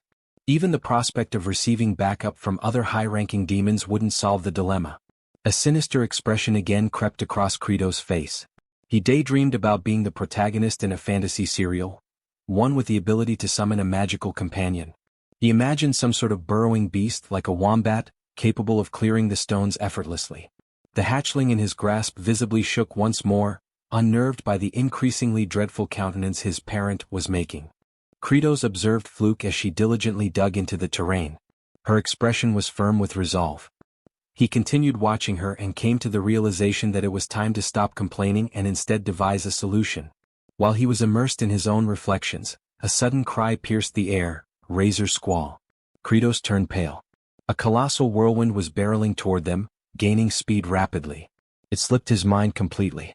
He had known that this expansive barren land occasionally produced vents that released slicing gales at random intervals, and getting caught in one would result in being torn to shreds in moments. He shouted for everyone to seek shelter behind the stone formations. They scrambled toward anything that could provide shadow and dropped low to the ground. Kratos also bolted for cover, but even though the slicing wind was still a distance away, the sheer force of the air pressure was staggering. What he had experienced during gameplay didn't even come close. This was a calamity of nature, the greatest peril to cultivation efforts. But amidst the chaos, he spotted Fluke dashing toward the incoming vortex. Kratos' eyes widened. She wasn't fleeing, she was heading to Azurat. Her father took off after her. Irritation surged in Kratos at the reckless girl. Without hesitation, he handed the hatchling to his own father, instructing him to protect the young Drake, warning that anyone who pursued him would face consequences. Bale cried out in protest, warning Kratos that the area was too treacherous, that death was likely. Kratos was fully aware of the risk. But he couldn't bear the thought of losing either his vital lightning conductor or an essential laborer. Cultivation wasn't some peaceful, leisurely endeavor involving leisurely fruit picking. Fluke, struggling, attempted to move the pole, but her efforts were fruitless. Azurat shouted for her to abandon the attempt and escape. In Kratos' mind, he likened both agriculture and survival to waging war. He yelled at the child to step aside, then drove his foot into the stake, shattering it. Azurat let out a piercing scream as he toppled, smacking the ground face first. The demon sovereign's cheek was sliced open. Fluke, though lacerated across her body, continued attempting to untie the restraints. Azurat insisted the knot was one of the binding types, so tight not even one of the 4 heavenly generals could release it. He was adamant she wouldn't succeed and told her again to retreat. Fluke gasped in shock as she was abruptly lifted. Kratos had hoisted both her and the stake. The young WRM could sense the sheer exertion of strength. It knew its guardian was no paragon of durability. Blood poured from Kratos' wounds as he let out a roar and sprinted with all the energy he could muster. The tiny Drake, understanding the toll on his caretaker's body, gazed in astonishment at how far the Demon King was willing to go for others. The bladed wind storm drew near. Kratos ran, leaking crimson from his injuries as the storm approached with unrelenting speed. Eventually his body gave in. He collapsed, clutching Fluke tightly in his arms. The pole slipped from his grasp as he hit the dirt. The baby dragon flapped toward his guardian. He now perceived him as a benevolent being. The hatchling inched closer, then inhaled deeply and cried out the name T-Bone at the top of his lungs, unleashing a torrent of glacial wind. It clashed directly with the approaching razor storm. Kratos sensed the violent wind current diminish. He concluded the young dragon had utilized its cryogenic breath to disrupt the upward drafts fueling the vortex. Meanwhile, the tiny creature continued its effort. Despite its small frame, the dragon released a remarkably potent blast of frigid air. At that moment, Kratos resigned himself to his fate, understanding that such a feat might be overwhelming for a hatchling. The shredding wind loomed ever nearer. But then salvation arrived. 3 demons raced to their aid. Fluke's father lifted Kratos, Zephyros swept up Fluke, and Baal carried Azurat. Alongside the infant dragon, they fled from the deadly storm, exerting every ounce of speed and strength they possessed. Later on, Kratos was resting on his bed. 2 commanders approached him, both wearing sinister expressions. Hartok remarked that at last the demon overlord had drifted off, and that he would finally sever his head. Sergi concurred and mentioned that once they dealt with the remaining 2 fools, one of them would rise as the new demon monarch. They both pledged to remain partners until that moment. They pushed open the door and stepped into the chamber, immediately advancing toward the bed, ready to unleash their assaults. However, they froze midway, noticing something odd as the demon overlord had his eyes wide open with a chilling stare. They stood frozen, feeling as if they had been anticipated, yet chose to push forward since it might be their only shot. Just then, Bahal and Azurat entered the chamber, questioning what the 2 thought they were attempting. The towering figure warned that the demon overlord was resting peacefully and that they shouldn't interrupt him. He also added about the expression Kratos made while dozing off, creepy enough to deserve the title of demon overlord even in slumber. With that, he stressed that if they dared disturb their master's rest, they would deeply regret it. The one wearing the monocle admitted he understood the muscle-bound brute's point, but questioned whether Azurat was in the same boat, considering siding with a demon overlord obsessed with agriculture. Azurat answered that he wasn't particularly thrilled about it, but owed his life to Kratos, and thus was merely repaying that debt. Hartok then asked if he hadn't realized yet that this entire potato farming scheme was only causing chaos, certain that beyond failing, it would drive them all into famine. So he wished to know if that didn't bother him. Without delay, Azurat responded that things were simply like that, and recalled young Flute toiling so earnestly despite her age. For that reason he stated if they wished to survive, they had to be willing to risk their lives. Even though he preferred risking it in combat as that was simply his nature. The one with the monocle firmly declared they would regret that decision, then exited the room with Sergi.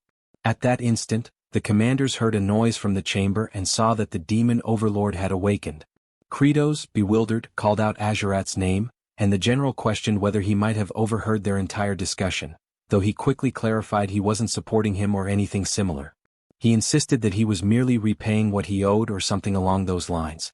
Nonetheless, Kratos, with a menacing glare, demanded to know what on earth the lightning rod was doing walking around. Azurat, puzzled, had no time to react before receiving a bloody strike so intense it was visible from outside the fortress. They left the room, with Bahal carrying the battered Azurat on his back. And the demon overlord stated that they couldn't waste any more time and urged to gather everyone to resume clearing the lands. The general then mentioned that in truth, the stones had already vanished and that Zephyros had taken care of it. He appeared puzzled upon hearing that, until he noticed his subordinate giving orders to the farming squads. Observing this, he moved closer and questioned the patrol about what had been done with all the stones. Zephyros gestured toward a certain direction, stating he was with a particular creature. From a distance, Kratos glanced over and asked if it was T-Bone. The young dragon carried as many stones as possible in his mouth and flew back repeatedly to fetch more. He figured he couldn't shield his father from the slicing wind since he was still too small. But he was determined to eat plenty so he could grow swiftly. While soaring, he realized his father was calling him and immediately changed course toward him, which made Kratos thrilled to see his child even while wearing a fearsome expression. He contemplated that the slicing winds didn't occur frequently, and that if his baby dragon kept watching the sky and released the icy breath at just the right moment, they might manage to block the hurricane, but he considered there was no alternative, since avoiding this would lead to an even bigger problem. Then Zephyros mentioned that the Chunho supply was running low and asked whether they should prepare more. Kratos answered that it wasn't necessary and pondered that the first challenge of farming was natural disasters, and the second was cost, hurdles they would need to conquer. Meanwhile, inside the fortress, Sergi rested in her chamber until she removed her helmet. She, a stunning blonde, shook out her hair and remarked that the stench of manure still clung to her even after so many days without stepping into the fields. At that instant, Kratos called at her door, saying they needed to discuss something. She found it odd, since the demon overlord had never come to her room before, so she questioned what he wanted, claiming they had nothing to discuss. He stated he truly needed her assistance and asked her to please open the door. She became enraged and ordered him to leave, but he insisted, warning her that he would enter. Sergi spun around, shouting that there was no reason for them to talk, until she saw Kratos nearly naked crossing the doorway and became frantic at the sight. She then demanded to know if he was insane for entering a woman's room like that. Immediately, he dropped to a crouch, prompting her to ask what on earth he was doing. Kratos explained that without her, he was helpless. She didn't understand and blushed furiously. Kratos reflected that in order to cut costs, he was even prepared to kneel since he urgently needed her sharp blade at that moment. Sergi, still flustered, said that if he needed it so desperately, she was willing to hear him out. He quickly noticed her reaction and couldn't believe she had suddenly changed her demeanor. They proceeded to the storage area and stood before the potatoes. Kratos requested her to slice the potatoes since they needed to be halved for planting. Upon hearing this, she flew into a rage, feeling completely deceived, while cursing the demon overlord with every possible insult. He attempted to clarify that the task was simple, and that she shouldn't cut potatoes with 3 or fewer sprouts, but if there were 4, then she could proceed. He stressed that she must keep in mind the number of sprouts on each side of the slice, since they needed to be evenly divided.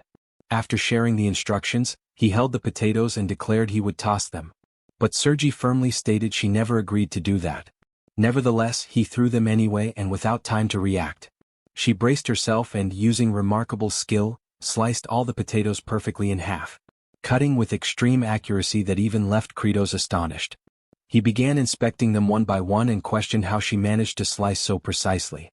Turning toward her, he praised her once more, saying he had always known she was the only one capable of it.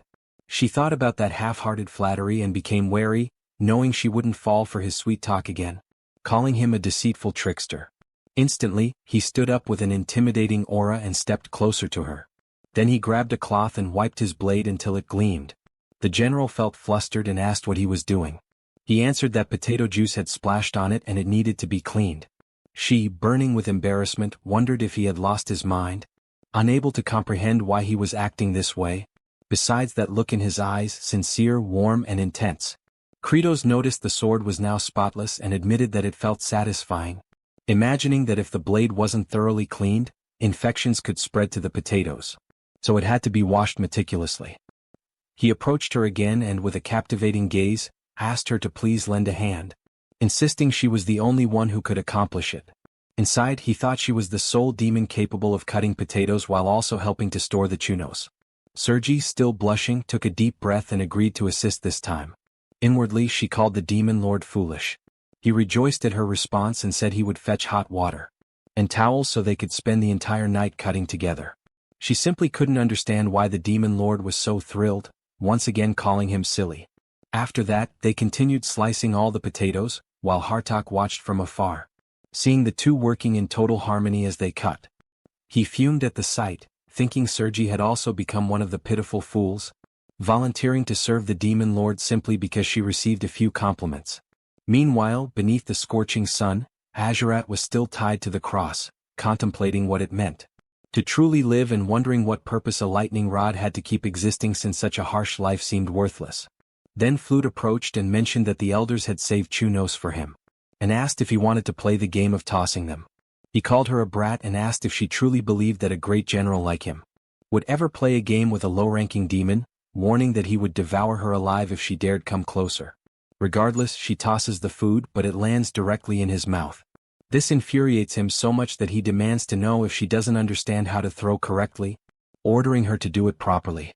From a distance, the one with the monocle observes and concludes that Azurat has already lost his sanity, thinking he has taken so many blows that he can't think clearly anymore. Then he spins around after hearing someone yelling. It was Kratos announcing that they would finally begin planting the potatoes in the fields.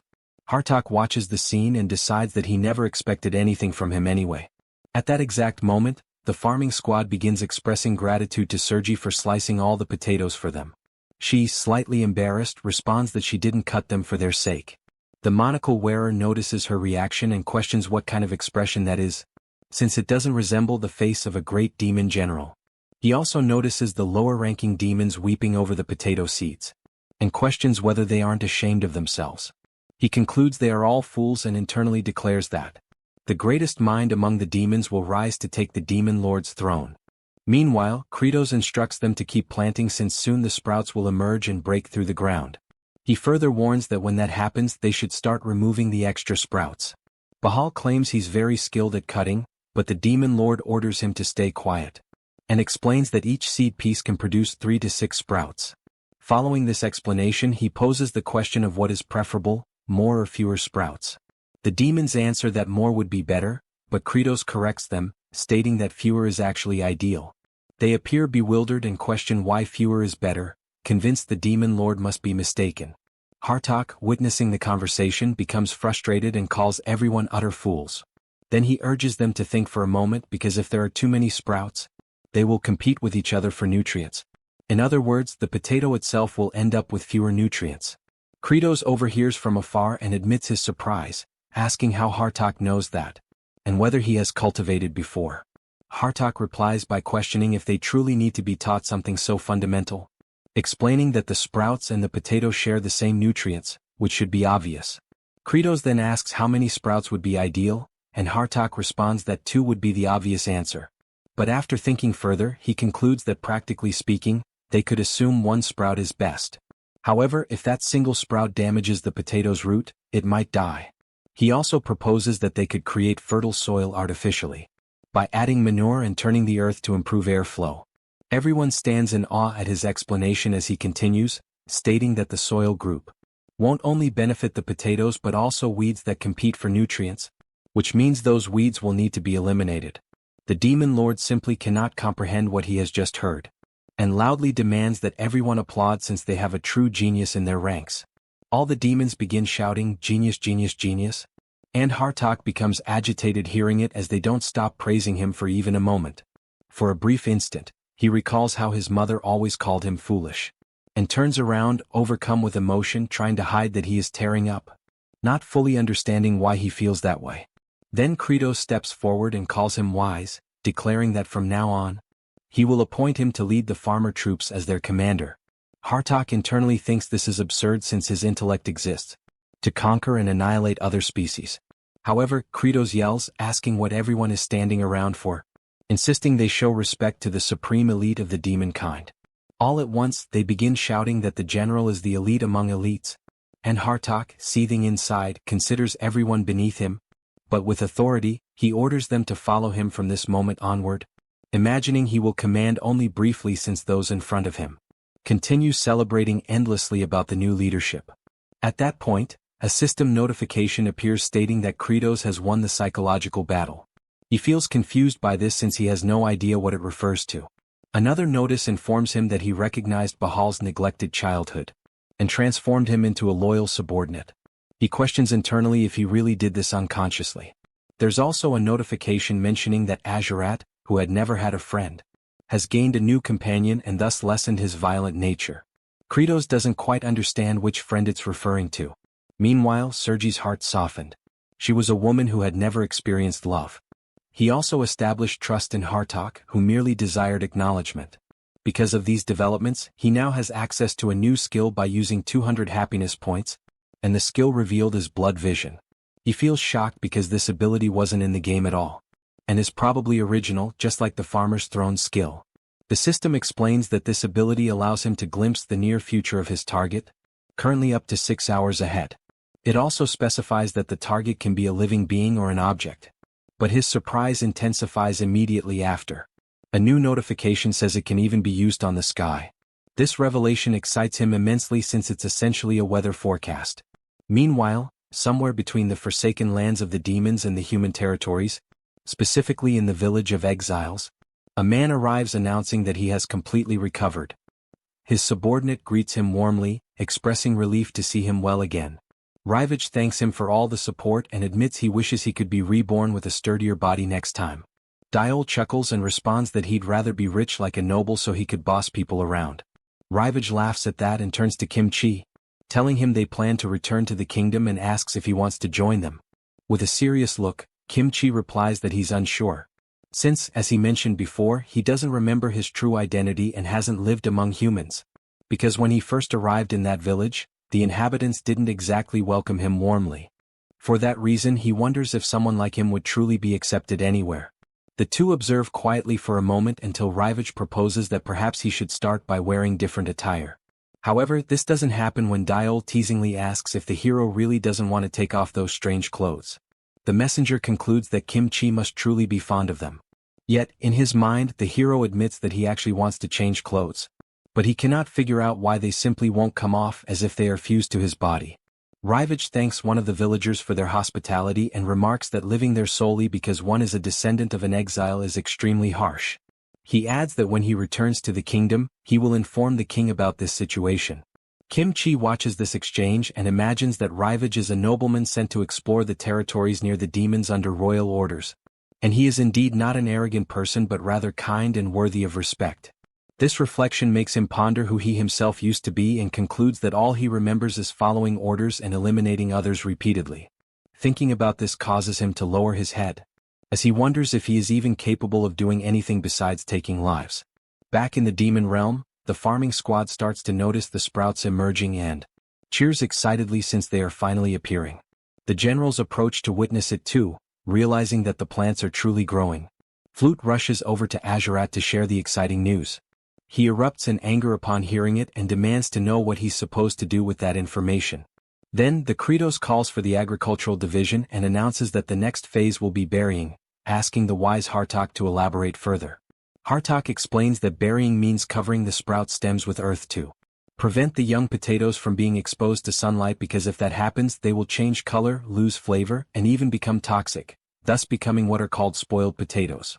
Kratos requests applause since the explanation was so insightful, which leaves the general slightly embarrassed.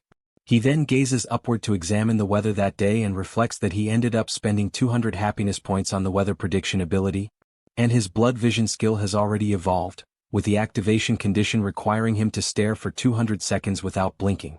However, he starts making an expression like a stray dog since his eyes begin burning and it becomes exhausting.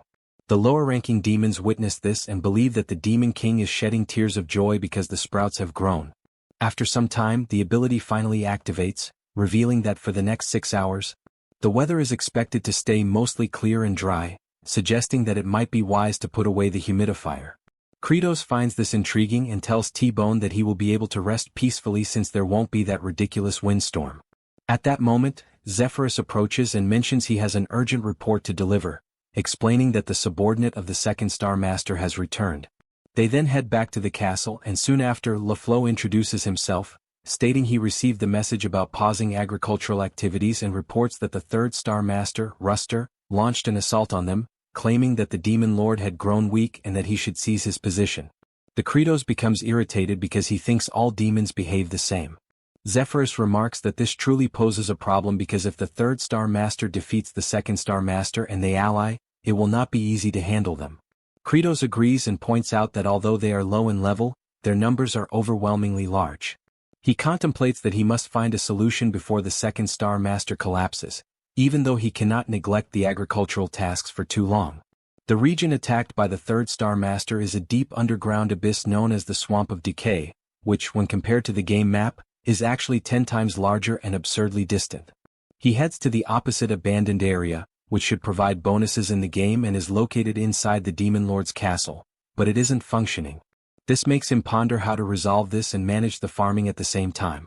He pauses to think, not fully understanding why he is so concerned, and with a wicked grin, decides that since he is the Demon King, the boss doesn't have to do everything himself. So he sticks to his plan and Sergi makes a fuss, claiming she isn't fighting because of him. Bahal proudly announces he will follow orders no matter what.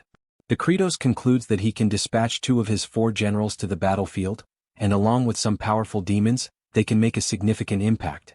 He knows that in the boss's domain, the shortcut system is fully connected, including one that leads directly to the Swamp of Decay. Aware of this, he orders the long-range sprayer to be launched, believing that if he and Hartok fully concentrate on the fights, everything will succeed. The Second Kingdom is engulfed in flames and Planus, the second Star Master, is kneeling on the ground and confronts the enemy, demanding how he dares challenge the Demon King and commit treason. The demon approaches and declares that this is a revolt, saying he had no other choice. This is Ruster, the third Star Master. He claims that ending that war will only bring devastation to their race. Planus becomes even more infuriated and argues that the Demon King promised to provide fertile lands, so they no longer need to battle humans for sustenance. Ruster responds that this is not the issue, and with his weapon lifted, he states that fighting with bravery is the pride of their kind. Suddenly, a weapon flies toward them and strikes the Star Master's club directly, knocking it away. He turns to see what caused it and realizes it is 2 of the Celestial Generals. Sergi wastes no time and admits to Ruster that he is correct, as their race truly was born to battle. She says they adore fighting more than anything else but wonders how things ended up like this and why they even started enjoying it in the first place, but she finally understands after observing everything that happened lately. Flute runs with a bright smile on her face. She bursts through her house door, shouting and calling her father to hurry to the fields. Once they return to the field, they are amazed to see the beautiful crops that have grown. Witnessing this brings tears to the lower demons and even Azurat, who also weeps because of it. Hartok and Zephyros watch from afar, as does Kratos, standing proudly before his grand accomplishment. The little girl runs, calling for the Demon King, and Happy says that it is truly beautiful and that she has never seen anything like it before. Kratos simply remains quiet. Back with Sergi, she charges fiercely at the demonic master and attacks with her countless swords. The opponent, distracted, fails to notice the tyrant closing in and gets grabbed. She seizes the chance and unleashes an endless barrage of strikes while her target is restrained. Ruster starts begging her to stop and insists he never mentioned finishing anyone off, claiming he was there to save lives and doesn't understand what they are doing. She reflects that this might be true, but she doesn't stop attacking, declaring that sometimes one must be eliminated to protect many others. He becomes enraged hearing this since it makes no sense to him. Meanwhile, Kratos, in front of Flute, remarks that finally they started to sprout and that there were many at once, then orders the useless flowers to be cut immediately. The demons are upset about this, and Azurat starts yelling, declaring he will never forgive the Demon King for being so heartless. Hartok enjoys hearing this since even in that situation, the king stayed true to his nature. Because of that, he asks what everyone is waiting for since they must carry out the order at once. Dirok, though upset, kneels in front of the flower and sees it looking sad. Another demon laments, saying he cannot do it because they put in so much effort to make them grow and had never seen anything so beautiful on that land. The general, with little patience, warns that if they leave the flowers there, they will consume all the nutrients instead of the potatoes doing so, and the priority is to make the potatoes grow large and well-fed, not create a flower bed. The farming troops then comply even though it pains them deeply. Kratos watches this with excitement since he enjoyed hearing the word potato echo in his mind. After that, the generals return and report that they have captured Ruster. The Demon King makes it clear that this is the consequence for sparking a rebellion and that everything he built was destroyed by another, and he will do something about it. The Star Master simply asks to finish him already since a demon who lost his honor in combat deserves nothing but death. Without delay, Kratos uses his ability to fry the demonic master, but he laughs as he didn't even feel a tickle because he wears excellent armor. Kratos questions if that really happened and if he didn't take any damage at all. Then he drags him to the plantation and uses a lightning rod, explaining that he actually found the task quite useful. Then he uses his ability again, making Ruster scream in agony and also beg to be finished already, and since now they have a new lightning rod. The Demon King requests someone to take Azurat off the cross since he isn't recovering well and it's long overdue to retire him. They untie him and Flute runs toward him to help, but stops midway because his expression was terrifying. The general keeps muttering that the little demon girl humiliated him for too long and that's why he wants to devour her first. She freezes in shock upon seeing his ominous aura. However, his legs give out and he collapses face first to the ground. He curses it all since it has been ages since he last walked until Bahal approaches and lifts him into his arms, leaving Azurat inconsolable to the point of demanding what the hell he thinks he's doing since he's not a princess to be carried around like that. The big guy ties him to his back to carry him and says it was an order from the Demon Lord and that he'll stay like that for now. The Prince of Darkness is furious about it, swearing that he will never forget this humiliation. Meanwhile, Kratos watching from a distance admits that he was worried that Lunatic would snap again, but when he used his blood vision skill, he quickly knew the weather would stay the same for 6 hours and so he decided to release him. He points his finger and says that harvest day will come soon so they need to move faster. But deep down he's relaxed since he has a super fast weed cutter that can eliminate the flowers instantly. He also has a professional transporter that makes everything much smoother. He reflects that, in a way, the autumn harvest isn't far off and the food supplies are steadily depleting, and even though demons are used to famine, he can't bear to see how exhausted they'll become. At that moment, someone approaches calling out to him. It was Planus, who introduces himself as the master of the second star and is there to express his gratitude for having been saved. Kratos stands quiet for a moment, and so does the Star Master. Then, he abruptly shifts his expression to rage, leaving Planus bewildered as to why he suddenly turned furious. All Kratos can think about is why that demon showed up empty-handed to offer thanks when he could have at least brought some wine or a few fruits. The Star Master mentions that he is currently gathering some of the third star's subordinates and will soon put them to work. All the Demon King can think about is that the potatoes are thriving splendidly, and he wants to harvest them quickly to prepare chunos. He says that what he really wants is to watch the demons eat until they are completely satisfied. Only then does he pause to think about why he started doing this in the first place. While lost in his thoughts, the second Star Master announces that he will prepare the troops and then leaves the field. Kratos watches him depart and considers that this Star Master was among the weakest and least advanced, yet he liked the confidence he carried and his unwavering loyalty to the demon homeland. He also guesses that this demon is technically like a plant, so in the end he might turn out quite valuable. As Planus walks through the field, he feels under his feet that the earth is incredibly rich and brimming with nutrients unlike anything he had ever sensed before. After strolling for a while, he imagines that at first he was merely a sprout and therefore never grew properly using nutrients. But he finds that soil remarkably different because it was nurtured by Lord Kratos. He uses his power and begins to root himself into the mountain, concluding that he can become stronger in that ground to the extent of potentially rising to the level of Demon King. Thinking about this, his roots start spreading throughout the entire land. The next day, Kratos shouts at the low demons to prepare for exercise time. Starting with arm movements, the Demon Lord guides them with bizarre music. The low demons sing along with him, copying every single demonstration. Kratos, watching T-Bone enjoying the exercises, thinks about how messy the crew was at the beginning and feels amazed by how precise they are now. Thanks to their demonic physical properties, they can follow even the most surprising instructions. While they roll from side to side, Kratos realizes that the low demons will become essentially strong under his command. Suddenly, Bahal arrives, shouting loudly while carrying Azurat on his back. He announced that all the potato leaves had turned yellow, immediately catching Kratos' attention. Everyone hurried to the field and quickly noticed the obvious change in the color of the potato foliage. Zephyros sighed heavily at the sight and questioned aloud if it would truly be impossible to produce anything now. Sergi grew visibly disheartened witnessing the scene. Hartok, on the other hand, found himself completely puzzled, unable to comprehend what had gone wrong. He speculated whether it might have been due to the absence of wind or perhaps even a shortage of water. This left him feeling frustrated and betrayed by his own expectations, causing him to angrily question why on earth he had pinned his hopes on something that now seemed nothing more than a foolish delusion. Just then, the brother stepped forward, approaching the generals and making his way over to the potatoes. He knelt down, grabbed one sprout and carefully pulled out a potato. This action startled the monocled general, who immediately noticed that while the potatoes appeared slightly pale, they were still impressively large, even 2 or 3 times the size of the first potato they had planted. Kratos broke into a satisfied grin and pointed out that they were overlooking the real success. The potatoes had effectively done their job. By absorbing all the nutrients from the leaves, they had grown larger and, as a result, likely tastier. He declared proudly that everyone had performed exceptionally well and emphasized that this achievement had only been possible thanks to their collective effort. Hearing this, all the generals became deeply moved, realizing that their hard work had not been in vain after all.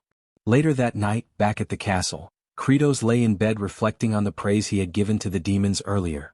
This moment of appreciation stirred up memories from his past life, when he had once planted a tomato plant and his grandmother had complimented him, saying the tomatoes were thriving because of his care. The next memory that haunted him was seeing her being taken into an ambulance, and all he could do was scream helplessly as he watched her being intubated. After dwelling on these thoughts for a while, he rolled over and began to criticize himself, thinking that such sentimental feelings were pointless. As the Demon King, someone meant to embody coldness and authority, he believed he shouldn't allow himself to feel emotions like that. He also reminded himself that even though they would soon have hundreds of potatoes to eat, they could not afford to let their guard down. Relying too heavily on potatoes could lead them straight into starvation if something happened, like a pest infestation, similar to the infamous Irish famine. In other words, he understood clearly that while potatoes would solve the immediate crisis, they would eventually need to plant a variety of other seeds to ensure future survival. Suddenly, a violent tremor shook the ground, prompting him to leap up and demand to know what was happening and if there was any issue within the castle. At that exact moment, a massive crack split open, and a gigantic root erupted from below, smashing everything in its path and shooting up to a towering height before him. Kratos stood there, stunned and horrified, shouting in disbelief, questioning what on earth that monstrous thing was. Meanwhile, outside in the fields, Flute was still carefully examining the potato leaves. She recalled that the Demon King had mentioned that the leaves would naturally fall off as the potatoes matured. However, she sensed something felt terribly off and began to dig with determination, convinced that something was wrong beneath the surface. When she finally pulled one of the potatoes out, she was horrified to discover that the vegetable had simply vanished. She prepares to dash off, intending to alert the adults immediately, but soon freezes in place as the entire castle becomes engulfed by countless enormous branches. Kratos finds himself ensnared by the massive tendrils, and just then the Star Master emerges, laughing mockingly and remarking that the Demon King now resembles a helpless insect. Kratos cannot comprehend what he's seeing since that towering figure is actually Planus, the very one who had assisted them only moments earlier. Planus reveals, boasting proudly, that thanks to the nutrient-rich, fertile earth Kratos had cultivated, he was able to grow into this monstrous form. It is only then that Kratos pieces everything together and realizes in horror what must have happened to his precious crops, his rage boiling over as he roars, calling Planus a bastard and demanding to know exactly what he had done to the fields. The Star Master taunts him, asking sarcastically if he's furious and what exactly he plans to do about it. Without warning, Planus violently swings Kratos back and forth before hurling him forcefully to the ground, causing severe injuries instantly. Meanwhile, the generals scramble frantically around the castle, struggling to make sense of the chaos, while Bahal pleads to be freed so he can rush to rescue the Demon King. Sergi and Azurat question if he's lost his mind, pointing out that even if they attempted something, facing that star demon would be impossible. Yet, Bahal remains defiant, asserting that indeed the Demon Lord is weak, a truth he discovered when he himself was aided by Kratos, proving how fragile the king truly is. The devastation within the castle continues without pause, until Planus, having absorbed all the nutrients from the earth, assumes a gargantuan form. At that moment, Kratos plummets helplessly from the immense height. The generals gaze upward in disbelief, and Zephyros is left aghast, questioning if that towering creature is truly Planus. Planus commands all to listen and with a chilling voice, declares that Kratos is dead. All the generals are left in utter shock, unable to process it, and the loyal servants and the baby dragon share the same disbelief. The lower demons are overcome with grief, especially Flute, who breaks down sobbing uncontrollably. Planus continues his proclamation, reminding them of the ancient demon law that dictates power belongs solely to the strongest. For that reason he officially declares himself the new demon king and orders every last one of them to bow before his overwhelming might. Hartok reflects on the unfolding scene, realizing that the Star Master had indeed absorbed all the land's nutrients, and with Kratos incapacitated, he is now unquestionably the strongest. Accepting this brutal truth, he bows, resigning himself to the rule that demons always follow strength above all else. Sergi, filled with frustration, reluctantly bows as well, followed by Bahal and Azurat. Zephyros remains in disbelief, paralyzed by the reality of the situation, while Azurat urges him impatiently, demanding that he show proper respect. Seeing no alternative, finally bows too, and in that moment, everyone submits to the colossal new king, while Zephyros can only cry, mourning the loss of his sovereign. Meanwhile, Kratos finds himself in a different realm, where he hears the voice of his mother from his childhood, calling to him and inviting him to play hide and seek. He senses something odd about that day and wonders aloud if this might be a dream. His mother instructs him to close his eyes tightly, promising to count to 10, and only after that should he begin searching for her. The young boy begins to count, and when he finally reaches 10, he calls out, asking desperately where she is, unable to locate her. In a rising panic, he starts to scream, pleading for his mother to come out, and wonders if counting to 10 again might somehow bring her back.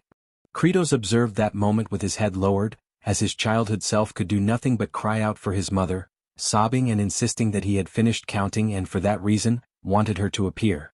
Suddenly, a system notification called out to Kratos, urging him to wake up.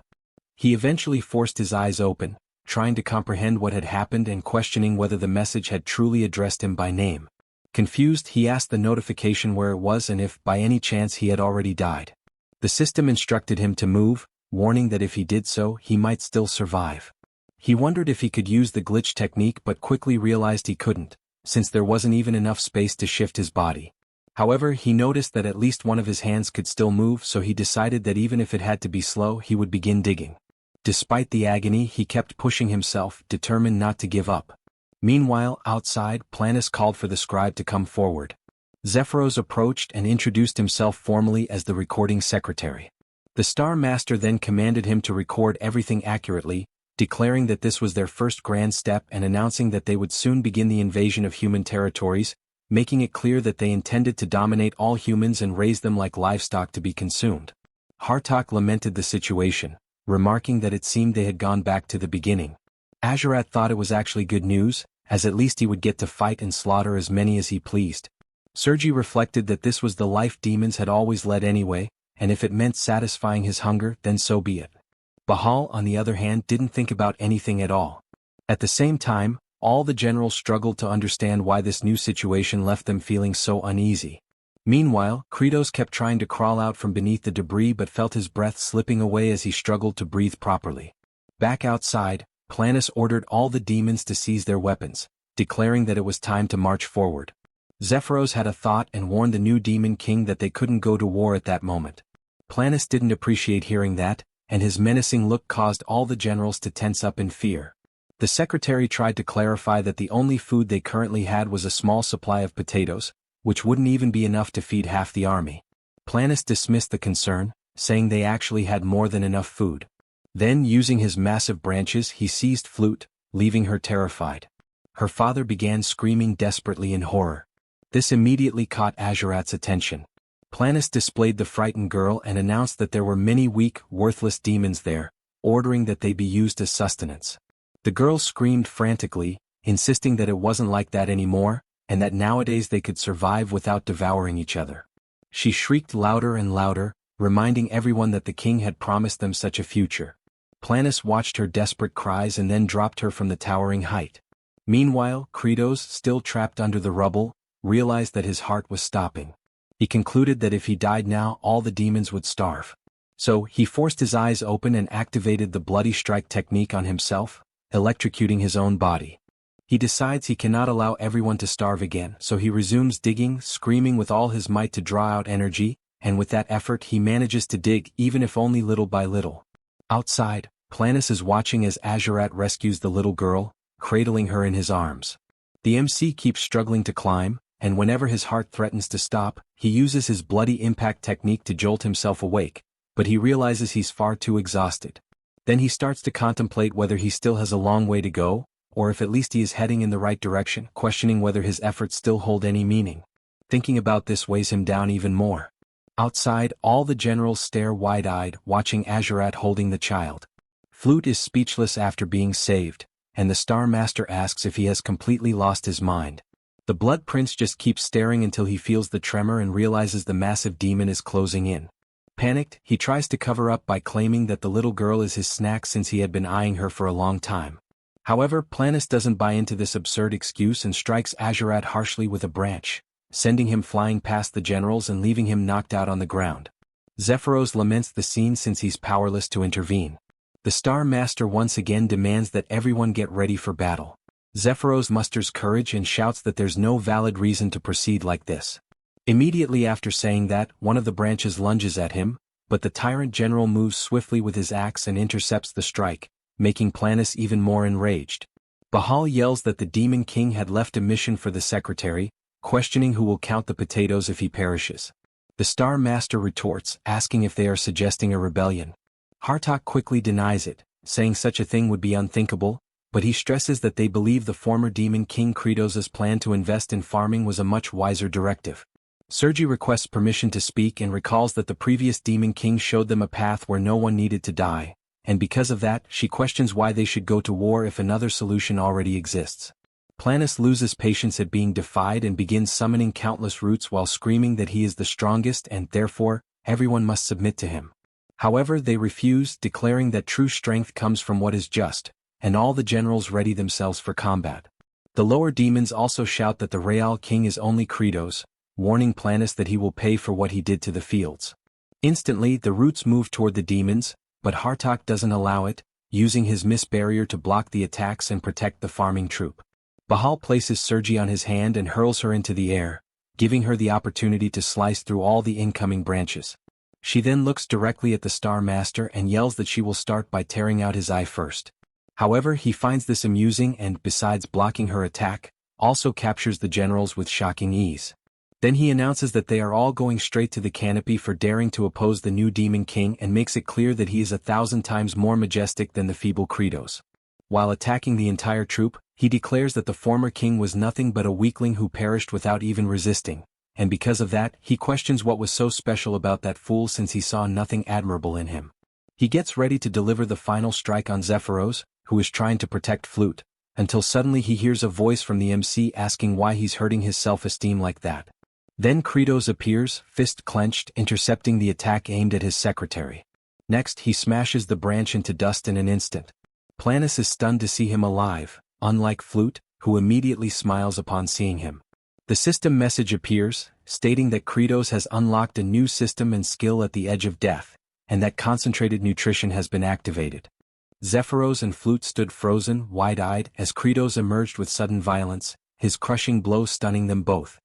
His bruised and blood-stained knuckles tore deep into the terrain, a brutal signal of his relentless battle to claw his way back. His gaze radiated an intense crimson blaze, forged from the strength of his former self. To grasp this overwhelming energy, one must look back to a time when Kratos was younger, untamed and broken. A frail elder had once asked why he kept speaking as if surrender was his only path. A despondent, youthful Kratos, hunched low and consumed by despair, confessed that existence had become unbearable. Calm but firm, the woman pressed on, questioning if life truly was that unbearable, then why bother surviving at all? Holding a tiny seed gently between her palms, she told him that each of us is a seed. She insisted that all life begins as a seed, forced to fight upward through difficulty to reach the light. With optimism and patience, she claimed one sprouting life would inspire others, and that inspiration would spread. In her serene certainty, she imagined a world reshaped by growth, starting from a single act of resilience. She had promised that all would turn green, conjuring an image of rebirth and flourishing beauty. Kratos, young and raw, rejected what he saw as hollow sentiment, drowning in the weight of his own suffering. Furious, he screamed, questioning why he had been forsaken by his parents, wondering aloud if he was nothing but a failed seed. Tears fell as he vowed he would survive, on his own terms without anyone's help. In a flash of dread, that bold promise shattered as he raced into a hospital room, reality crashing down. With breath caught in his throat, he watched the dying elder, her words echoing like fate's final whisper. She had said that they were all destined seeds, haunting, gentle and profound words. It was in that moment as her life faded, that Kratos's true path and inner power began to awaken.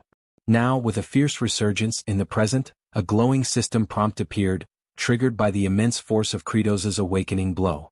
Brilliant golden energy radiated outward, signaling the unleashing of his unrestrained power. Kratos took notice. A system called Mana Seed had activated, something unknown, clearly not from the game's usual framework. It presented a third-tier Mana Seed, enhancing his attributes and unlocking a sliver of hope for escape. Then came the unveiling of a rare function, Concentrated Nutrition, an ability allowing all stats to be funneled into a single category, usable once each day.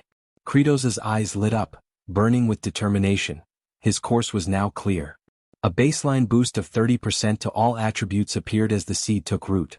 A radiant blue nucleus, shaped like a seed, materialized before him, the heart of this new strength.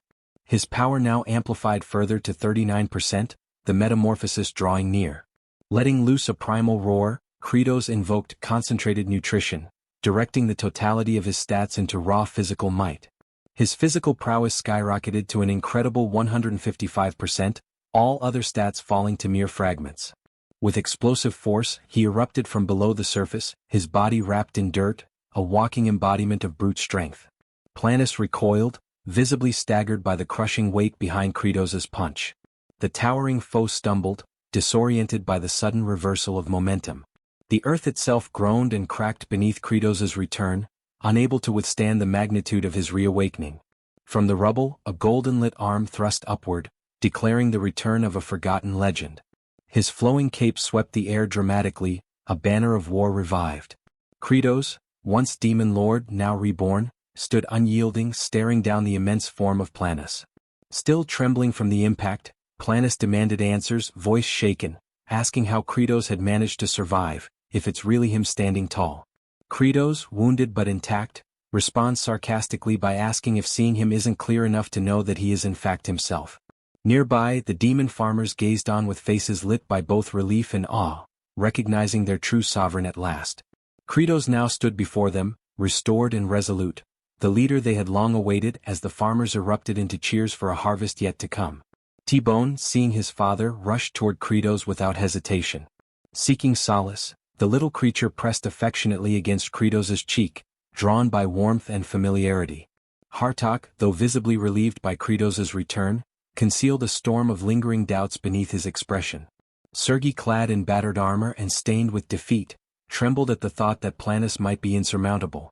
Even Bahal, wounded yet breathing, questioned whether even a demon lord's strength could match Planus's monstrous force. Planus, however, perceived Kratos's reappearance not as a threat, but as an ideal opportunity to extinguish all resistance. Its glowing eyes radiated murderous intent as it promised the annihilation of Kratos and anyone who dared follow him. Yet Kratos, cradling the young dragon, answered the beast's declaration with a calm, unwavering grin. He would not back down. He spoke with clarity, explaining that despite Planus's sheer magnitude, its movements followed a set rhythm, like a predictable raid boss. Internally, Kratos assured himself, every one of the creature's attacks could be sidestepped. He had seen all of these patterns before. Tactical and methodical. He knew the farmer battalion, who had endured brutal training sessions under his command, were equally prepared. Their bodies had been conditioned to react, trained to dodge even monstrous blows without hesitation. As Planus thundered forward, unleashing a deafening battle cry, Kratos issued the call for formation. His troops assembled without delay. The titanic foot of the enemy came crashing down, aiming to crush them in one strike. Kratos ordered them to shift left, and the squad moved with perfect unity. The ground split violently beneath the place they just stood, but their synchronized movement spared them. He called for them to veer right, and again they executed the maneuver like clockwork. He barked for them to hit the ground as a sweeping limb cut through the air just overhead. Kratos's voice rang out, commanding them to roll and not stop moving as the team ducked and spun through the chaos. He commanded them to fall back, leading a coordinated retreat as Planus's pounding blows tore craters into the battlefield. Explosive and relentless, Planis's might was staggering, but Kratos's core adapted with every strike. He shouted again for them to leap, as an enormous limb shattered the terrain where they'd been moments earlier. The beast howled in exasperation, unable to grasp why none of its punishing blows landed. Kratos's grin widened. He had seen it clearly. Planis's patterns left it exposed during the recovery after each assault. He directed them to rotate formation, preparing his unit to capitalize on that fleeting moment of vulnerability. Together, Kratos and his steadfast farmer legion turned as one, primed for the next phase. He raised a hand and pointed, marking the moment to act with pinpoint precision. Fuming, Planis trembled with suppressed fury, its rage mounting as futility dawned on it. A deep red glow enveloped the beast, and with a deafening cry, it descended into full frenzy. Its enormous form writhed and convulsed, overcome by a wave of destructive mania. Unstable and savage, the creature pounded the earth in a blind fit, toppling all within reach. Kratos muttered with a knowing smile that this was it. Planis had entered its berserker phase just as expected. He bellowed for T-Bone to go, releasing the little dragon into battle. Brave and bubbling with resolve, the tiny dragon inhaled deeply, puffing up its chest with purpose. Focused and icy, it released a torrent of freezing breath, a concentrated blast of frigid air. The frost-laced attack struck Planis directly, clinging to its thick hide and beginning to immobilize its form. Caught off guard, Planis recoiled, its body twitching as the unnatural cold seeped through its enormous limbs. Kratos observed thoughtfully, even with his reinforced strength, brute force alone wouldn't be enough to break through such a massive frame. Yet the creature was still a plant. That simple fact anchored Kratos's calculated approach. The thought sparked a glint in his eyes as his mind unfolded its ruthless scientific logic. Bitter cold, merciless and methodical, would expand Planis's internal structure. The extreme temperature would rupture the beast's fibrous body from the inside out. A smirk crept across Kratos's face. He knew the moment of execution was drawing near. T-Bone swiftly retreated just as the massive entity began to groan under the freezing pressure. A sharp, echoing fracture resounded across the battlefield, the sound of Planis's colossal figure starting to splinter. Its eye widened with dreadful realization, now grasping the brutal ingenuity behind Kratos's plan. The once rampaging beast, burdened by its own towering weight and brittle form, had become its own undoing. Kratos's smile grew colder, savoring the impending ruin. Planis howled in panic, asking what was happening as its insides shredded themselves apart. Surrounded by crumbling chaos, Kratos stood motionless, collected, victorious, as T-Bone fluttered back to him. The little dragon nuzzled against his arm, weary yet triumphant. Kratos gently praised him, acknowledging the effort.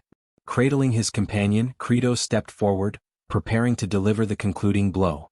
He crouched low, muscles coiling with power as he readied his final offensive. He growled that this would end now, hurling himself forward with blistering velocity toward the faltering titan. As he closed in, Kratos exposed another botanical vulnerability, one that plagued all tree-like foes. A hollowed, dark knot, the heart of weakness, yawned open across Planis's bark-like chest. That cavity, the very flaw in its otherwise impenetrable surface, marked the end.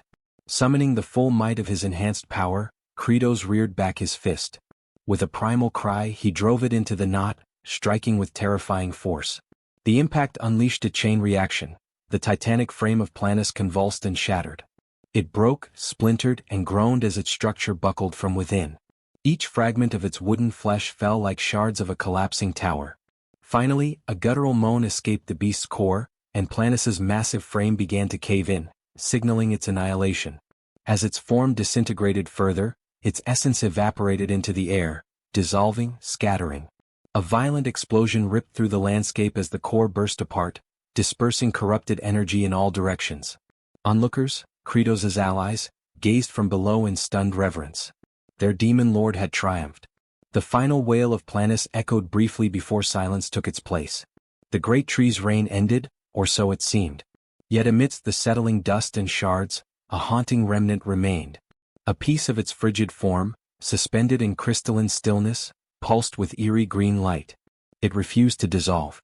Refused to fade. Perplexed, Kratos narrowed his gaze, unsure if the monster had truly perished. He watched as the distorted visage of Planis receded, only to sink unsettlingly into the soil. Its root-like appendages slowly disappeared beneath the surface, its presence lingering like a toxin. This wasn't how boss-level enemies were supposed to die. Suddenly, a chilling certainty gripped him. From the tainted ground below, Planus began to reform. Its essence twisted upward, reshaping into something darker, more fearsome. Kratos tried to move, but it was too late. Tangled tendrils of living bark ensnared him. He was bound, immobile. Towering above him stood a newly reborn monstrosity, a twisted, humanoid tree abomination. Across the battlefield, the farmer corps stared in horror, their morale cracking as the nightmare renewed. Planus, now reawakened and grotesque, announced the truth behind its rebirth. It had not fallen, it had fed. Consuming the battlefield's nutrients, it had returned stronger. A cursed seed, that's what it called itself. A cursed seed, nurtured in poisoned earth. And now, bearing the legacy of corrupted might, it declared its new purpose, to drench the world in venomous death. With a menacing promise, the reawakened plant monstrosity lunged forward, intent on annihilating Kratos. Bahal interceded, swinging a massive axe in defiance. Ancient, thudding, his strike landed with a solid crash against the beast's hide. But the blow had no effect. The grotesque creature remained untouched. Before the warrior could react, Planus retaliated with overwhelming force, sending him hurtling through the air like a broken doll. Sergi emerged, retaliating with a storm of razor-edged blades. Her flurry barely grazed the surface before Planus's unyielding form repelled her offensive. A counterstrike followed instantly, leaving Sergi wounded and crumpled beside Bahal. Witnessing his allies falter, Hartok surged forth, releasing a tremendous retaliatory strike. The blow connected, forcing the towering plant to stagger, pained and furious. Eyes burning with resolve, Azurat drew forth a lethal dagger, prepared for a precise, vital blow. His blade pierced Planus, acting with grim determination. Crying out for bountiful harvest, he prepared to finish the battle with a decisive slash. Though comrades had fallen in the clash, he understood the true menace still loomed. He was the last one facing the abomination alone. Besieged, surrounded by silence, with every companion subdued, he prepared himself for the climactic confrontation. And then, with a swift and stunning motion, Azurat severed the creature's head. Crumbling, eerie, the lifeless head tumbled as an ominous green glow radiated from the decapitated body. The colossus began to break apart, its hulking frame dissolving in slow, glowing disintegration. Sparkling motes scattered as the beast was reduced to dust. At last, every trace of Planus, even its twisted origin, had been obliterated, cleansed completely from the world. A peaceful, radiant shimmer lingered over the battlefield, casting ethereal light upon the victors. The farmer corps and surviving warriors stood still, bathing in the fading glow, their trials ended. Freed from the plant's corruption, the former demon lord spat curses upon Planus's demise. Hartok and comrades, though wounded and wearied, began to recover as the echoes of battle died. Meanwhile, Zephyros pledged to amend the betrayals that had transpired and claimed the victory of the demon lord's army. Hartok proudly proclaimed the triumph of the demon lord's ranks. Kratos watched the cheers, but concern took him. The cheers drowned the moment. The farmer corps roared with joy, hailing the victory and their fearless leader. Kratos stood at the center, basking in the adoration of his steadfast legion. Kratos screamed loud for them to stop, desperation climbing in his tone. His crimson gaze flickered, filled with unwavering intensity. Before him stretched a field of ruined, lifeless bodies, scorched remnants and shattered earth. He stared in silence, absorbing the devastation, the quiet cost of their conquest. Even a single fallen leaf bore witness to the catastrophe. He dropped to his knees, the weight of their loss crashing down. Their crops, their people, they would face famine again. Could he demand more suffering from them? No. He couldn't let that cycle repeat. His closest allies gathered around him, their silent presence echoing his sorrow. Then, sudden and radiant, a glowing sphere emerged above him. Mysterious and pulsing, it hovered precisely over a solitary, lifeless leaf. Slowly the orb descended, merging with the brittle husk. Hopeful, unexpected, a miracle revealed itself. And then the dead leaf shimmered. It pulsed once, vivid, alive, renewed by unseen power. Zephyros observed Kratos, whose drooped posture betrayed a storm of frustration, and an unexpected wave of empathy stirred within him, not only for the present moment but for a memory rooted deep in his past. That recollection carried him to a dank prison cell where frightened demons cowered in silence. Among them, one muttered cynically about the new demon lord, dismissing any significance it might bring. To him their fate as livestock was unchangeable, mere fodder under any rule. Then came the sound of rusted hinges creaking open. A green-skinned demon stepped inside. Panic surged through the cell like wildfire. Most recoiled into corners, trembling. All except one. Young Zephyros remained seated, his expression void of emotion. The green intruder, puzzled by this apathy, approached. Without hesitation, it seized him by the collar like one might handle poultry. Still, the boy's demeanor remained unchanged. Just as the creature drew its blade, an explosion of motion ended its advance. Kratos had arrived, silent, lethal, and filled with fury. In an instant, the green demon's skull was pulverized, collapsing like overripe fruit under pressure. In the aftermath, Kratos questioned the boy's lack of fear. Zephyros responded with startling calmness. He confessed that fear had long left him, and perhaps death would be more merciful than an existence spent in dread. Their struggles felt meaningless, just cattle awaiting slaughter. There was no use in delaying the inevitable. That blunt honesty struck a chord within Kratos. With a rare smirk, he recognized something familiar in the boy's bleak clarity and extended an invitation. From that moment, Zephyros became the demon record keeper. That day Kratos made a vow to break the cycle of internal predation that plagued their kind. In the present, Zephyros now witnessed a once revered demon lord, one not defeated by force but by the weight of remorse. Rather than speak, he simply moved. Without a word, he grabbed a hoe and began tilling the earth. This subtle defiance caught Hartox's attention. He understood. Orders rang out. The field transformed into action. No war cries, no blades, just hands and tools. The demons, hardened from countless battles, responded to a different call now, one of soil, sweat, and solidarity. Their chants became rhythmic, echoing their new resolve. They sang of plowing through hardship, of oxen moving slow but steady, and of calloused hands pushing through resistance. Kratos, watching in silence, slowly grasped their intent. They had not been broken, they were ready. His eyes sparked with realization. Assignments were given with purpose. One unit would seek out every viable potato. Others prepared tools, sliced seed potatoes, aligned rows, raised soil beds. Zephyros would ensure the blades remained spotless. Hartox would take command of the front effort. Agerat was sent to gather all equipment. Kratos, filled with renewed conviction, raised a clenched fist. Their unified response echoed, a declaration of purpose, of harvest. Among them, Baal charged like a beast of burden, rope clenched between teeth, dragging a plow with raw, unfiltered strength. The image struck Kratos deeply. In that instant, the act of farming revealed itself not as mere cultivation, but war. Against drought, against blight, against failure. Elsewhere, Flute discovered a tiny sprout. Her expression radiated wonder, as if she had unearthed a priceless gem. Declaring it valuable, she lunged for it. But it wouldn't budge. Still tied to a post like a scarecrow, Raster mumbled suggestions half-heartedly. Just when she nearly gave up, another hand joined hers, Agerat's. Together they heaved. From the stubborn soil emerged an enormous root cluster, a potato so massive it could rival a final boss. In a cruel twist of irony, it landed squarely on Raster's face. Flute beamed with accomplishment, and Kratos turned at the commotion. His expression froze. What lay before him wasn't imagined, it was a real potato. Enormous, healthy, and alive. He was speechless. The soil, once barren, had come alive. The explanation came to him suddenly. After the defeat of Planus, faint sprouts had begun appearing. It all made sense. The walking colossus of a forest had redistributed nutrients into the land through its very collapse. Without hesitation, Kratos ordered a full excavation. The farmland burst into activity. Reports of colossal tubers echoed from all sides. A farmer lifted one that nearly needed transport clearance. It was undeniable. The soil was overflowing with bounty. Cries of discovery rang out. T-Bone, ever relaxed, lounged atop a potato the size of a cart, licking it like a sun-warmed treat. Tough demons, once warriors forged in brutality, now danced in joy, arms full of produce, faces beaming like children in spring. Zephyros, voice shaken with emotion, glanced toward Kratos with a question that needed no answer, asking if this is a bountiful harvest. Kratos held the massive crop in his arms.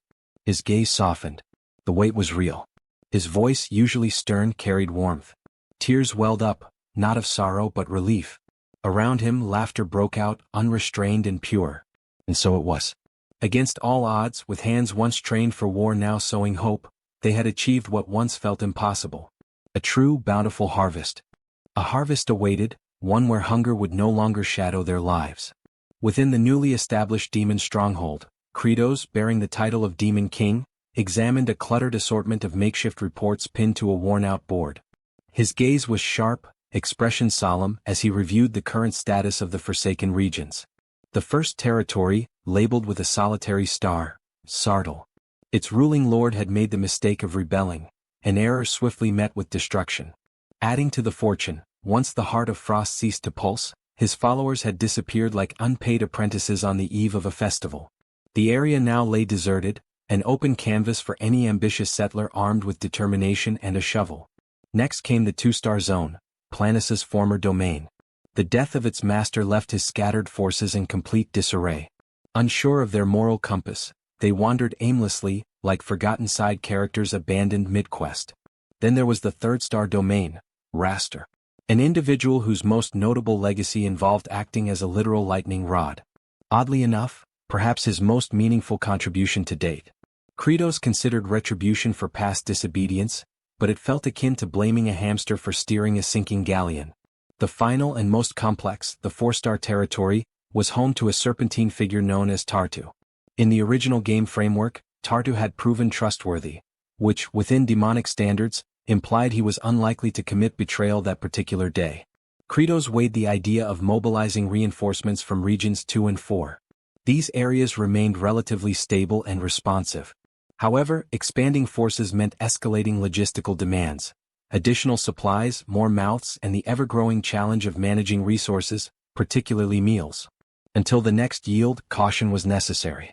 Zephyros, known also as Ender Zephyros and now a demon monarch in his own right, provided an update. Mass stew production had commenced under prior instructions. Kratos acknowledged the report with a rare glint of satisfaction and ordered that the food vouchers be organized accordingly.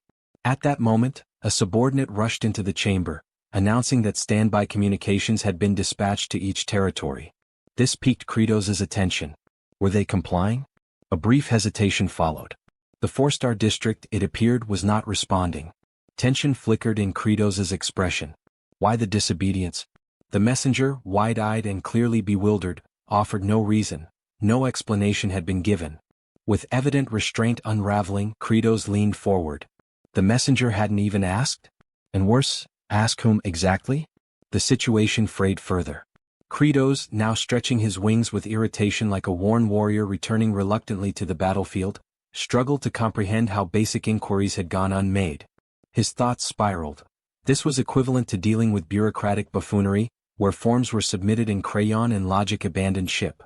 Zephyros, ever the harsh observer and unsparing commentator, noted how Kratos, despite his current air of benevolence, remained wholly and unmistakably a demon king. A visage so hideous that even time itself would struggle to produce anything more grotesque.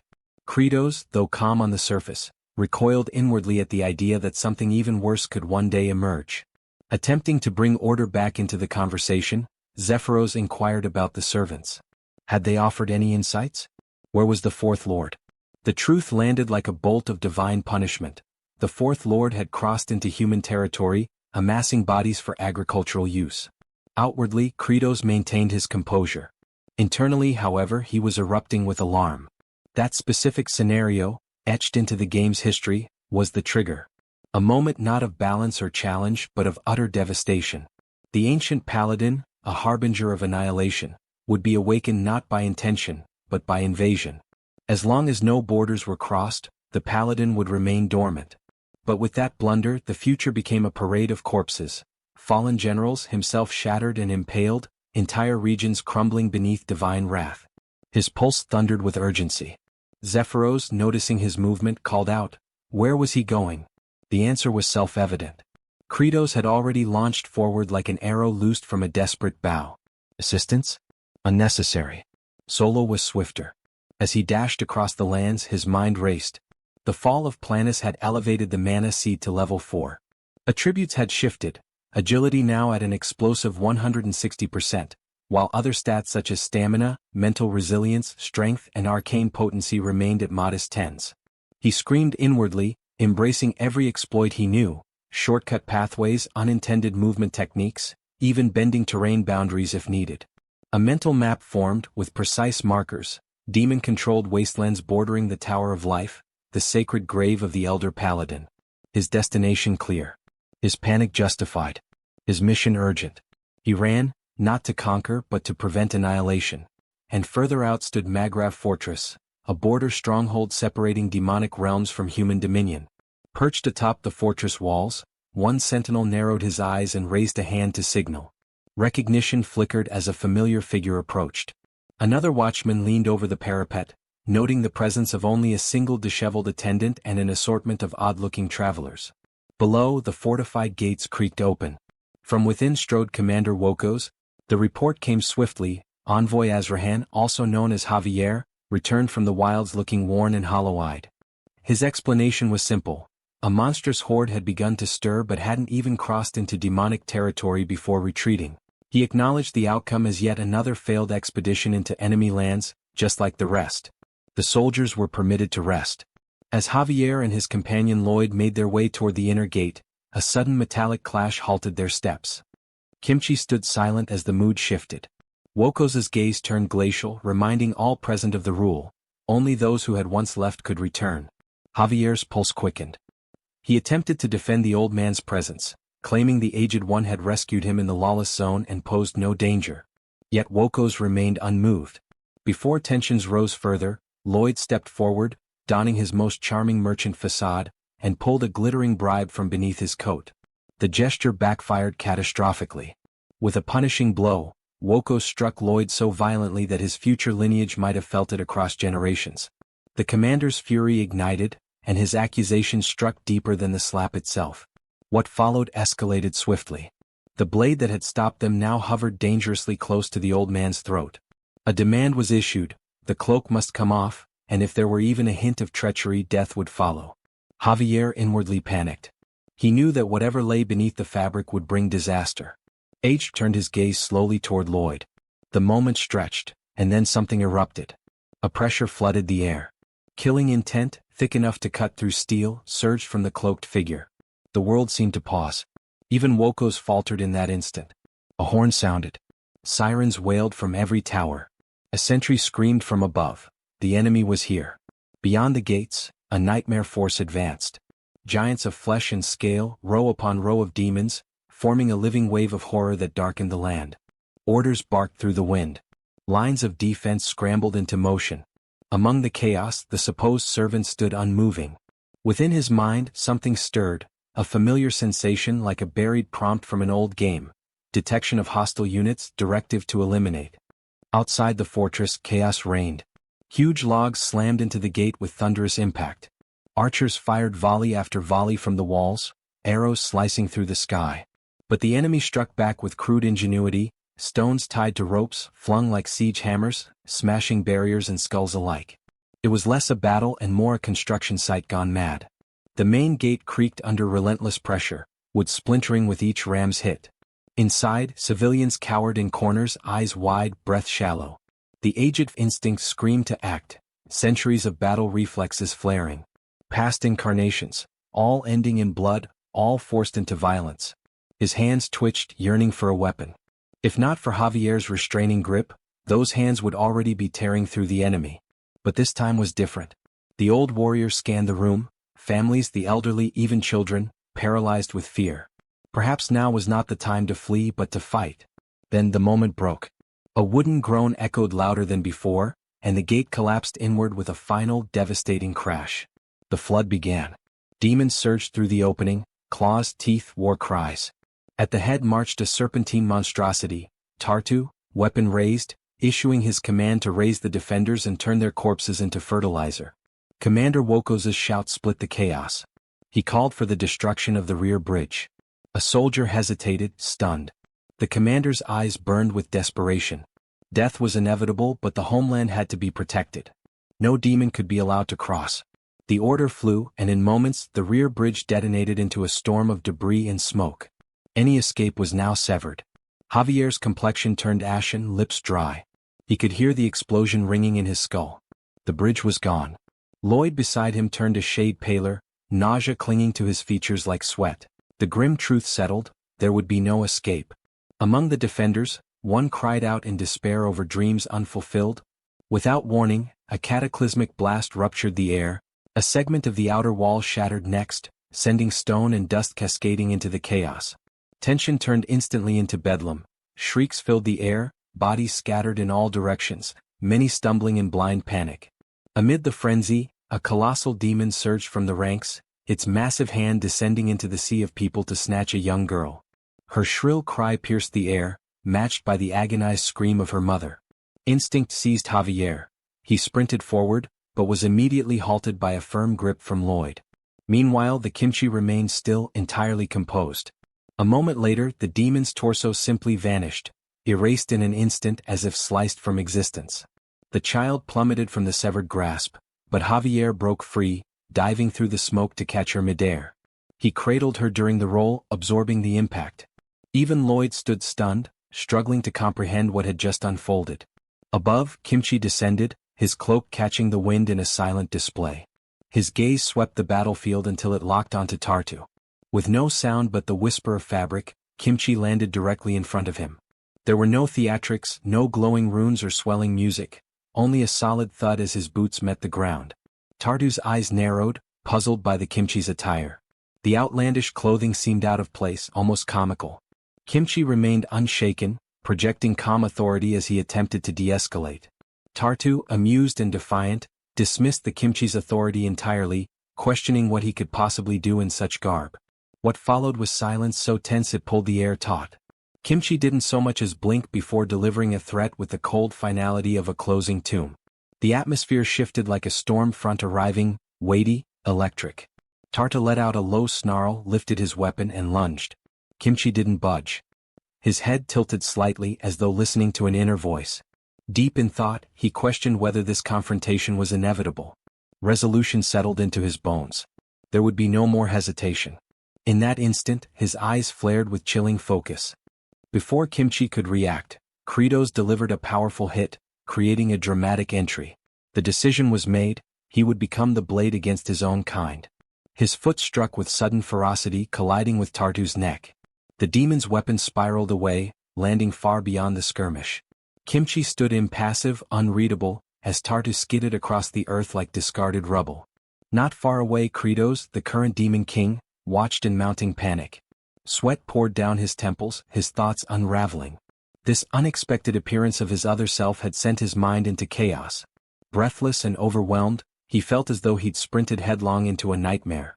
His gaze locked onto Kimchi, internal dread rising. Why had this version chosen now, of all times, to appear? Tartu, dazed and battered, turned his gaze toward Kratos. A flicker of recognition passed through his eyes. He attempted to speak. Kratos answered not with words but with a savage stomp to the face. Rage poured from him as he delivered blow after blow, his fury a physical storm. It wasn't just violence, it was punishment, frustration, desperation. Questions spilled out in angry bursts. Why the insubordination? Why wage war against humanity? Tartu weakly attempted to justify himself, claiming rank, but another crushing strike silenced him.